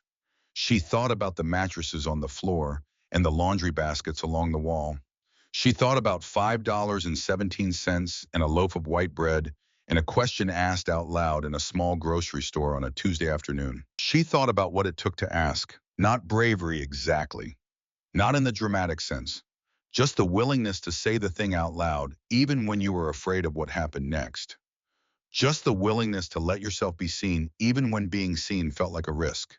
She had asked a question in a store, and a man had been there to hear it, and because of that, her grandchildren had real beds and real meals, and a grandmother who slept at night. And now she was standing in a warm house on Christmas Day, watching people she had not known 4 months ago make her children laugh. Asking was the hardest part. Everything after that was just people deciding to be human to each other. January again, a year after Kevin died and she went to the cemetery. She had not been since the burial. She had told herself it was because it was too cold, or because she couldn't take the kids, or because she was working, all of which were true in their way, and none of which were the whole truth. The whole truth was that she had not trusted herself to go and come back whole, and she had needed to stay whole for Caleb and Lily. She went on a Saturday morning while Rex had the kids. He had offered to take them to the shop and let Caleb help with a minor tire rotation on a car whose owner had specifically requested that a 7-year-old be involved in the process. And Lily was going to sit in the waiting room and draw the cats that lived in the shop, of which there were 2. She drove to the cemetery alone. She sat in the car for a few minutes, the same way she had sat in the parking lot of Millhaven Family Grocery in October, the same winter sky. She got out. She found the stone. Kevin Daniel Briggs, beloved son and father. She had picked those words. beloved son and father. She had stood in the funeral director's office with a pamphlet in her hands, and she had said those words out loud in a voice that had not been entirely steady, and the funeral director had written them down. She stood in front of the stone. She talked to him for a while. She told him about the job, about Earl, about the shop. She told him about the Sunday lunches in Barbara's peach cobbler and the way Caleb had started talking about motorcycles with the kind of focused enthusiasm that Kevin had once had for baseball cards. She told him about the court case and about Gary and about what Wade had done and about 47 motorcycles in front of the courthouse. She told him about Rex. She said that part carefully. She said it the way you say something to someone you love when you are not certain what they would think, when you can't ask them anymore. And so you have to trust that what you knew of them while they were alive gives you enough to go on. She thought that Kevin would have been glad. She thought he would have liked Rex, not for any reason she could fully articulate, just the sense that the two men shared certain qualities that she had always valued and that did not always come in the same package. The willingness to show up, the preference for doing over talking about doing, the specific way of being with children, direct and honest and completely unpatronizing, that Kevin had always had and that Caleb now sometimes demonstrated having absorbed it from somewhere. She stood at the stone for a long time. Then she said, "I'm okay. We're okay. I want you to know that." She drove home. Rex was in the kitchen with Caleb and Lily when she came in. Caleb was demonstrating something involving the toy tools. Rex was listening with his full attention. Lily was drawing at the table, periodically looking up to offer commentary on Caleb's demonstration that Caleb received with the long-suffering patience of a sibling who has no choice. Rex looked up when Donna came in. She was fine. She had cried in the car on the way home, and she had stopped by the time she turned onto her street, and she was fine. He looked at her for a moment. "Coffee," he said. "Please," she said. "I'm out of coffee." She sat at the kitchen table and watched her grandchildren and listened to Caleb explain the difference between a flathead screwdriver and a Phillips head, which Lily apparently already knew and felt was being belabored. She was fine. She was better than fine. She was in the way that matters most exactly where she was supposed to be. Spring came the way. Montana spring comes, which is to say grudgingly and with several feints toward retreat before committing. But it came. The yard went from dead brown to tentative green.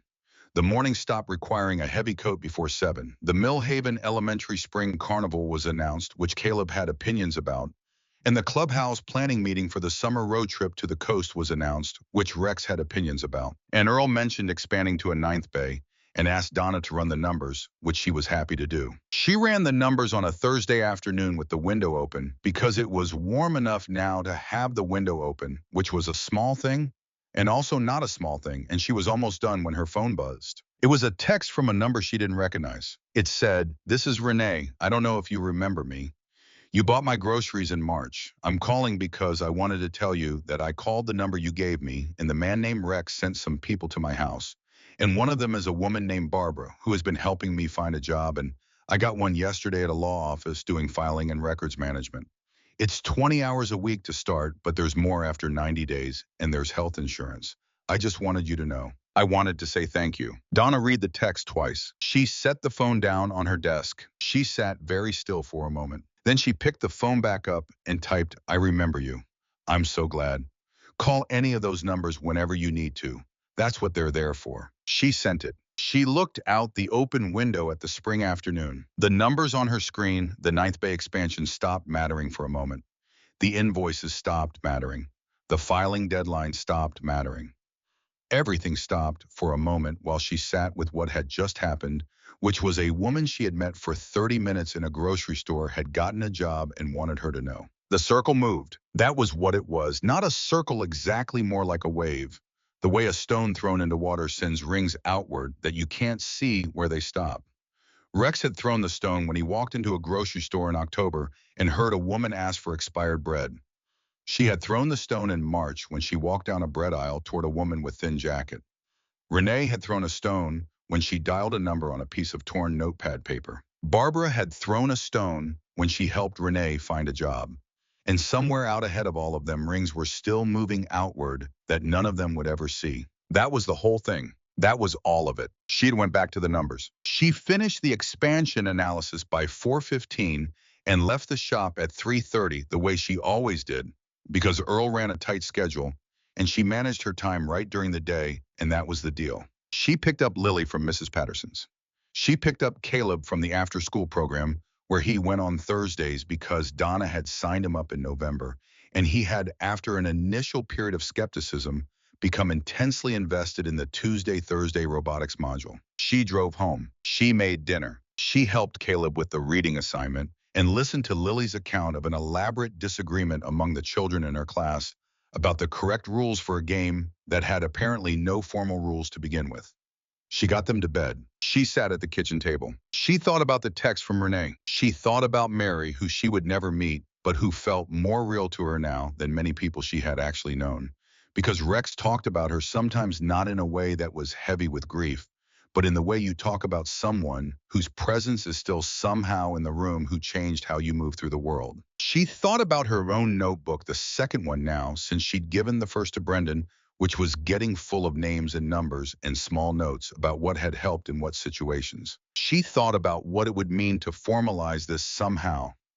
Not a business, not an organization, nothing that required paperwork and a name. Just a way of ensuring that the information could move to where it was needed. The phone numbers, and the resources, the accumulated knowledge of how to get through a bad stretch when you had almost nothing, which was knowledge that turned out to be extremely specific and extremely useful to people in that situation, and which was not the kind of knowledge that showed up in pamphlets or on websites. She wrote a note to herself at the bottom of a page in the notebook. Talk to Rex, talk to Barbara, talk to Wade about what this could look like. She closed the notebook. She got up and washed the dishes. She went to bed. The next Sunday at the clubhouse, she talked to Rex after lunch while the kids were running in the lot and Hank was doing something with the remaining chili that Barbara was diplomatically not commenting on. She told him about Renee's text. He listened. She told him about the notebook, about Patricia and Brendan and the numbers she'd been collecting. He listened to all of it. When she was done, he was quiet for a while. "What are you asking me?" he said. "I'm not asking anything yet," she said. "I'm thinking out loud." He looked at her. "It's a good thought," he said. "I know," she said. He almost smiled. "That's not modest." "I've gotten better at knowing when I'm right about something," she said. He did smile, then the full one. The one she'd heard on the phone the night she'd told him about the hot dogs, in which she had come to know as the clearest indicator that she had said something that genuinely pleased him. "Talk to Wade," he said. "He'll know what shape to give it." "I was going to say that," she said. "I know you were," he said. They sat together in the afternoon light, in the middle of the noise, and the children, and the smell of Hank's chili, and the familiar sound of 40 people who had decided that caring for each other was a thing worth making a habit of. And Donna thought about a Tuesday afternoon in October, in a grocery store, and a question asked out loud. And she thought about the particular and ordinary courage it takes to let yourself be seen when being seen feels like a risk. And she thought about all the people who had not asked yet, who were sitting in parking lots counting what they had, and she thought about what it meant to be ready when they did. She was ready. She had been ready since November, probably. She just hadn't had the words for it yet. Now she did. She looked at Rex. "Saturday," she said. "Saturday," he said. The day Donna met Wade Flynn for the first time outside of a legal context, he was sitting in a corner booth at a diner in Hardin, reading what appeared to be a very large file folder and eating a chicken salad sandwich with the focused indifference of a man who ate to continue working rather than for the pleasure of the thing. Rex had arranged it. He said Wade wanted to talk to her about what she described and that he had some thoughts and some contacts and that she should bring her notebook. She brought the notebook. Wade looked at it without touching it first, the way experienced people look at things before they pick them up. "How many entries?" he said. 43, she said. "Some are just names and numbers. Some have notes on what the situation was and what helped and what didn't." He picked up the notebook. He read through it slowly, turning pages, pausing at some entries longer than others. He set it down. He took off his reading glasses and held them by one arm. "This county has a number of programs for people in acute financial distress," he said. "The problem with most of them is that the people who need them most are often the people least equipped to navigate the process of accessing them. Applications, eligibility, criteria, documentation requirements, waiting periods. If you have the bandwidth to deal with all of that, you probably have some bandwidth left over for other things too. The people who are truly at the bottom tend to get stopped by the first form." "Oh, sorry, Mr. Home." "Yes," she said. "What you're describing," he said, is essentially a navigation layer. Someone who knows what's available, who can make a call and say, I have someone who needs X, and who has the personal credibility within the community to make that call carry weight. He paused. You've been doing this informally for 6 months. Rex has been doing it informally for years. The difference between what you do informally and what you could do with a little structure is the number of people you can reach. What kind of structure, she said. Not a nonprofit, too much overhead, too many reporting requirements for what this would be. Not a formal program, too much institutional friction. What I'm thinking is more like a documented network. Clear contact list, brief written protocol for how to assess a situation and what to offer. 2 or 3 anchor relationships, someone at the food bank, someone at county services, someone at a legal aid clinic. And a way for people to know the network exists without feeling like they're being put on a list. How do people find out about it, she said. Word of mouth, he said, which is how it's already working. You just make the word of mouth slightly more organized. Someone tells someone who tells someone. The key word is trust. Your network has credibility right now because it runs through Rex and through you.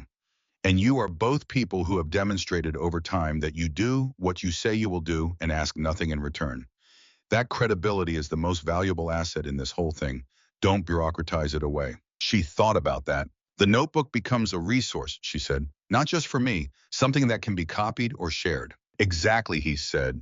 You build it carefully. You test it. You refine it as you learn what works. He picked up his sandwich. I can help you think through the legal parameters. What liability looks like and doesn't look like. What documentation you should and shouldn't keep. What conversations need to be off the record and which ones benefit from being on. He looked at her over the sandwich. This is pro bono. Don't insult me by offering to pay. She did not insult him. They met 3 more times in that spring, once more at the diner and twice at his office, which was a spare functional space above a hardware store in downtown Hardin, with a good view of the street and a coffee maker that was clearly his primary relationship with the building. Each time she brought the notebook, and he brought his systematic knowledge of every formal resource in a 200-mile radius. And by the end of the 3rd meeting, she had what she thought of as the second notebook, which was not her personal record of situations and contacts, but a practical guide, a clear and readable document that could be handed to someone who needed it or to someone who wanted to help but didn't know where to start. She showed it to Rex on a Sunday. He read it in the covered picnic area while the kids ran in the lot, and Hank made pointed observations about the quality of the previous month's cobbler from a woman he was looking at with no reproach whatsoever. Rex closed it.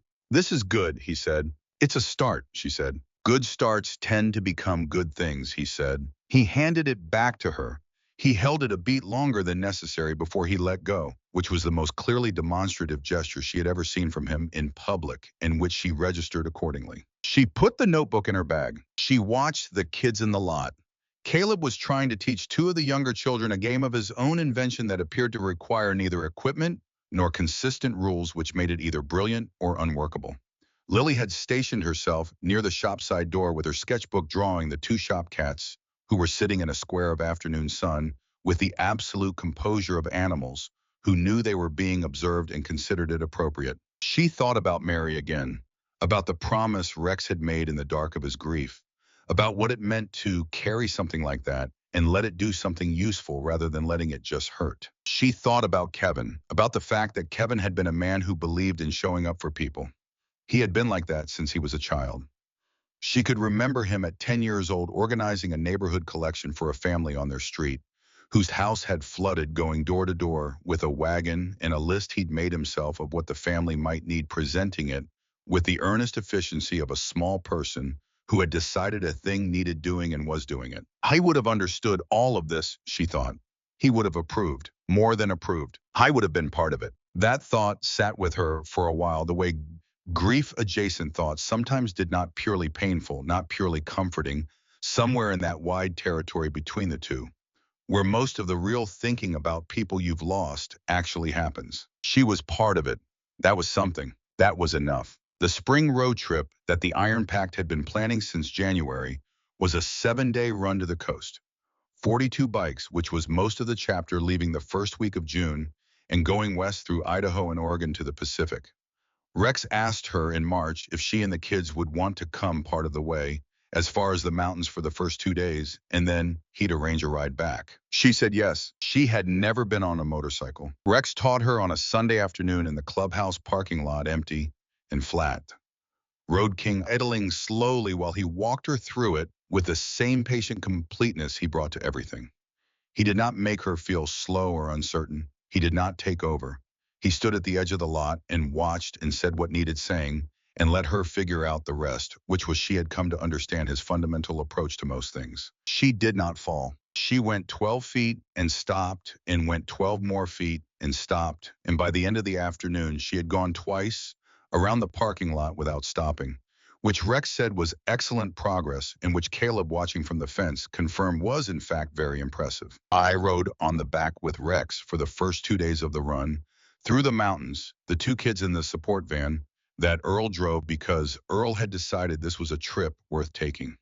She felt the road through the whole machine, felt the lean of the curves, felt the wind on her face at 60 miles an hour through the mountain passes, with the line of bikes ahead of them and the line behind them stretching out of sight in both directions. 42 people who had decided to go somewhere together, and the mountains were enormous, and the sky was that specific deep blue that high altitude gives you, and the road went on and on. She thought about nothing. That was the thing about it that surprised her. For 2 days, she thought about nothing, which was the first time she had been able to say that in a year and a half. Not because there was nothing to think about, because the road was enough, the wind was enough, the pure present tense physicality of the thing was enough, and the thinking could wait. She had not known she needed that until she had it. On the second evening, they stopped at a motel at the edge of a small town in Idaho where the mountains were close on both sides of the valley, and the light came through in long slants. Caleb fell asleep in the van before they stopped, which Earl reported with the specific pride of a man who had achieved something. Lily was awake and quiet, watching the mountains out the window. After dinner, while the brothers sat outside and the kids were in the motel room, Donna and Rex sat on the steps of the motel office in the last light, and she told him about the visit to the cemetery. She had not told him at the time. She told him now because enough time had passed that she could tell it as a thing that had happened rather than a thing that was happening. He listened. When she was done, she said, "I told him about you." Rex looked at the mountains. "What did you say?" he said. She considered this. "I said I thought he would have liked you, and I think you would have liked him." She paused. "He was the kind of person who showed up for people. It was just how he was built." Rex was quiet for a long time. "Tell me about him," he said. She told him about Kevin. She had not told anyone the real version in a long time. She had told the functional version, the outline version, the one that gave enough information for the person asking to feel they understood the situation. She told Rex the real version, the one with the baseball card collection and the terrible jokes and the way he called her every Sunday morning, regardless of whether either of them had anything in particular to say, and the way he had cried at Caleb's birth and then tried to pretend he hadn't, and the arguments and the reconciliations and the 31 years of a life that had been real and complete and was over. Rex listened to all of it. The mountains went dark while she was talking, and the stars came out. The mountain stars that had a different density than the plains stars, crowded and layered and somehow nearer.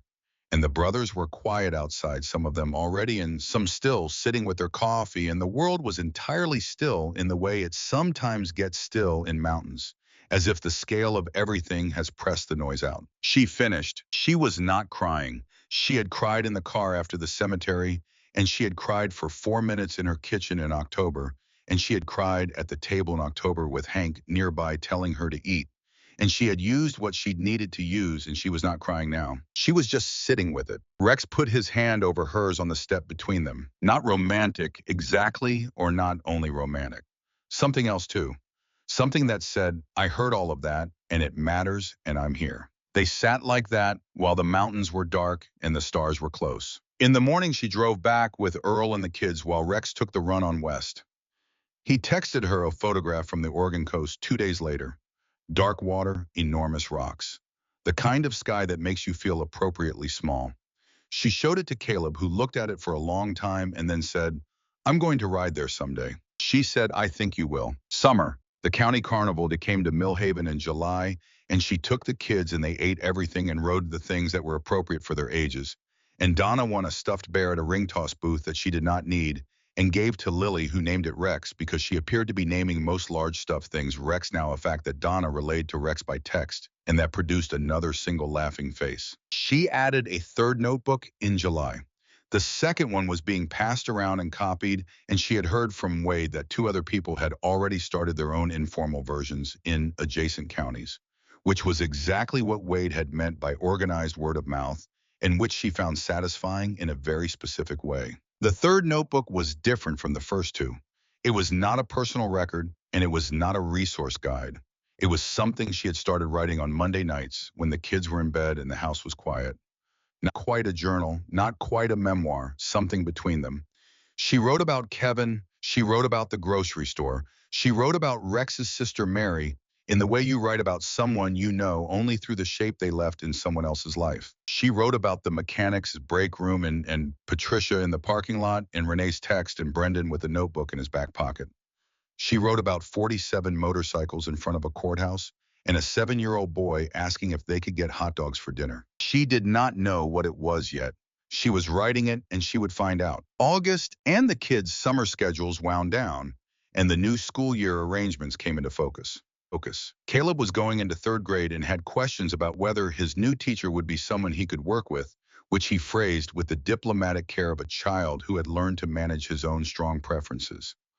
Lily was starting pre-K at the elementary school, which she had been anticipating for months, with the focused ambition of a person who has been watching an institution from the outside for some time and has extensive plans. On the first day of pre-K, Donna stood outside the classroom door after Lily had gone in, stood there longer than she needed to, because she could see through the small window in the door that Lily had immediately gone to the drawing supplies in the corner and had already spread out more colored pencils than was technically her allocation, and was drawing with a particular absorbed intensity that meant she was entirely in her own world and needed nothing from anyone. She was fine, better than fine. Donna drove to work. She went through the main door of Holden Automotive and waved at Rogelio in the first bay, and went to her office and hung up her coat and sat down at her desk and opened her laptop and started the day. Through the window, the morning light was doing something specific to the gravel in the lot, turning it a warm gray that was almost silver.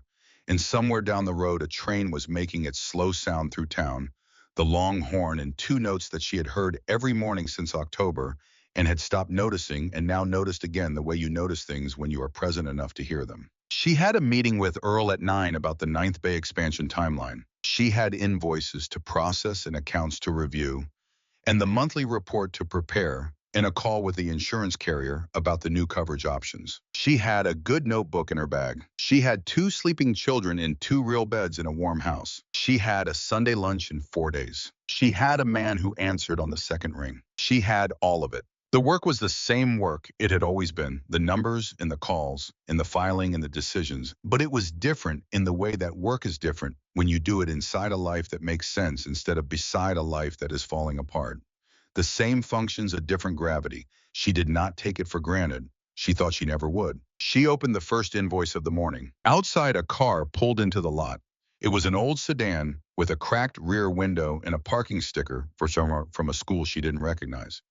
It sat in the lot for a few minutes, not long, but a specific kind of few minutes, the kind with a decision being made inside them. She watched it through her window. The driver's door opened. A woman got out.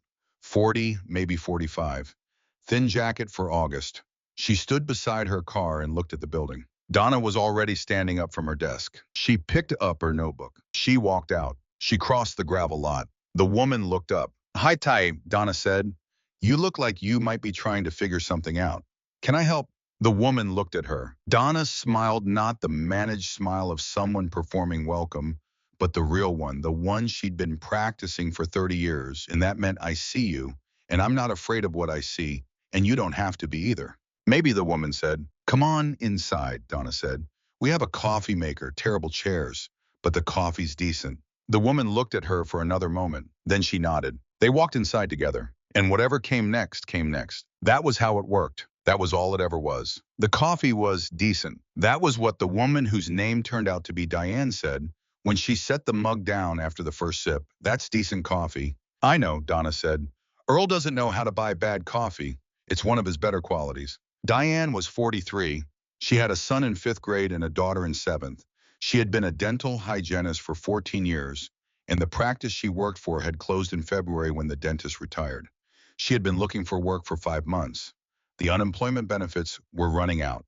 She had a car payment and a lease she couldn't break, and a daughter who needed braces that were not going to happen this year, and a son who had outgrown his winter coat. She told Donna all of this in the break room over 40 minutes while the mechanics came and went for their own coffee, and nodded at Donna in the way of people who had come to understand that the woman in the office sometimes had conversations in the break room that were not their business and did not need to be made into their business. Donna listened to all of it. Then she opened her notebook. I'm going to give you some numbers, she said. Some of them are people, some of them are programs, and a couple of them are both. The most important one is a man named Rex Holden. When you call him, tell him Donna sent you. He's going to ask you a few questions, and then he's going to ask you what you need. Answer honestly. He's not going to judge you for any of it. He has never, in my experience, judged anyone for anything. Diane looked at the notebook. And the job situation, Donna said. You're a dental hygienist. I know someone who knows someone who is looking for dental office staff. It's not hygiene, it's office management, but, the environment and the terminology and the software, and that counts for more than people realize when you're walking into a hiring conversation. She wrote a name and a number. Call that woman this afternoon. Tell her I sent you. She'll give you an honest conversation. Diane looked at the paper. Why are you doing this? She said. Donna had been asked this a number of times now. She had a few different answers depending on the situation and the person asking. She thought about which one was right for Diane. Because about a year ago, I walked into a grocery store with $5.17 and a question I was afraid to ask out loud. She said, and someone heard it, and everything changed after that. She paused. So now I try to be the person who hears it. That's all. Diane was quiet for a moment. $5.17, she said. Everything I had, Donna said. Diane nodded slowly. I have a little more than that, she said. Good, Donna said. Then you're ahead of where I was. Call Rex today. Diane folded the paper and put it in her coat pocket, the way Renee had, the way Patricia had the same gesture, the careful and specific gesture of someone putting something away that they intend to use. She stood up. She shook Donna's hand. Thank you, she said. Drive safe, Donna said. She watched Diane's car leave the lot. The cracked rear window caught the morning light as it turned onto the road. She went back to her office. She updated the notebook. She went back to the invoices. Outside, the morning was doing what mornings in Montana do, which is move slowly and fully and without apology, Pim. Light changing by degrees across the gravel and the mountains in the distance, holding the horizon the way they always did. Patient and enormous and entirely indifferent to the small, necessary human things happening in their shadow. She was not indifferent. She was paying attention. That she had come to understand was the whole job. Not rescuing anyone, not fixing anything, just paying attention and being present and handing someone a phone number. And meaning it when you said they should call. Rex answered on the second ring. He always did. That was the thing. He always did.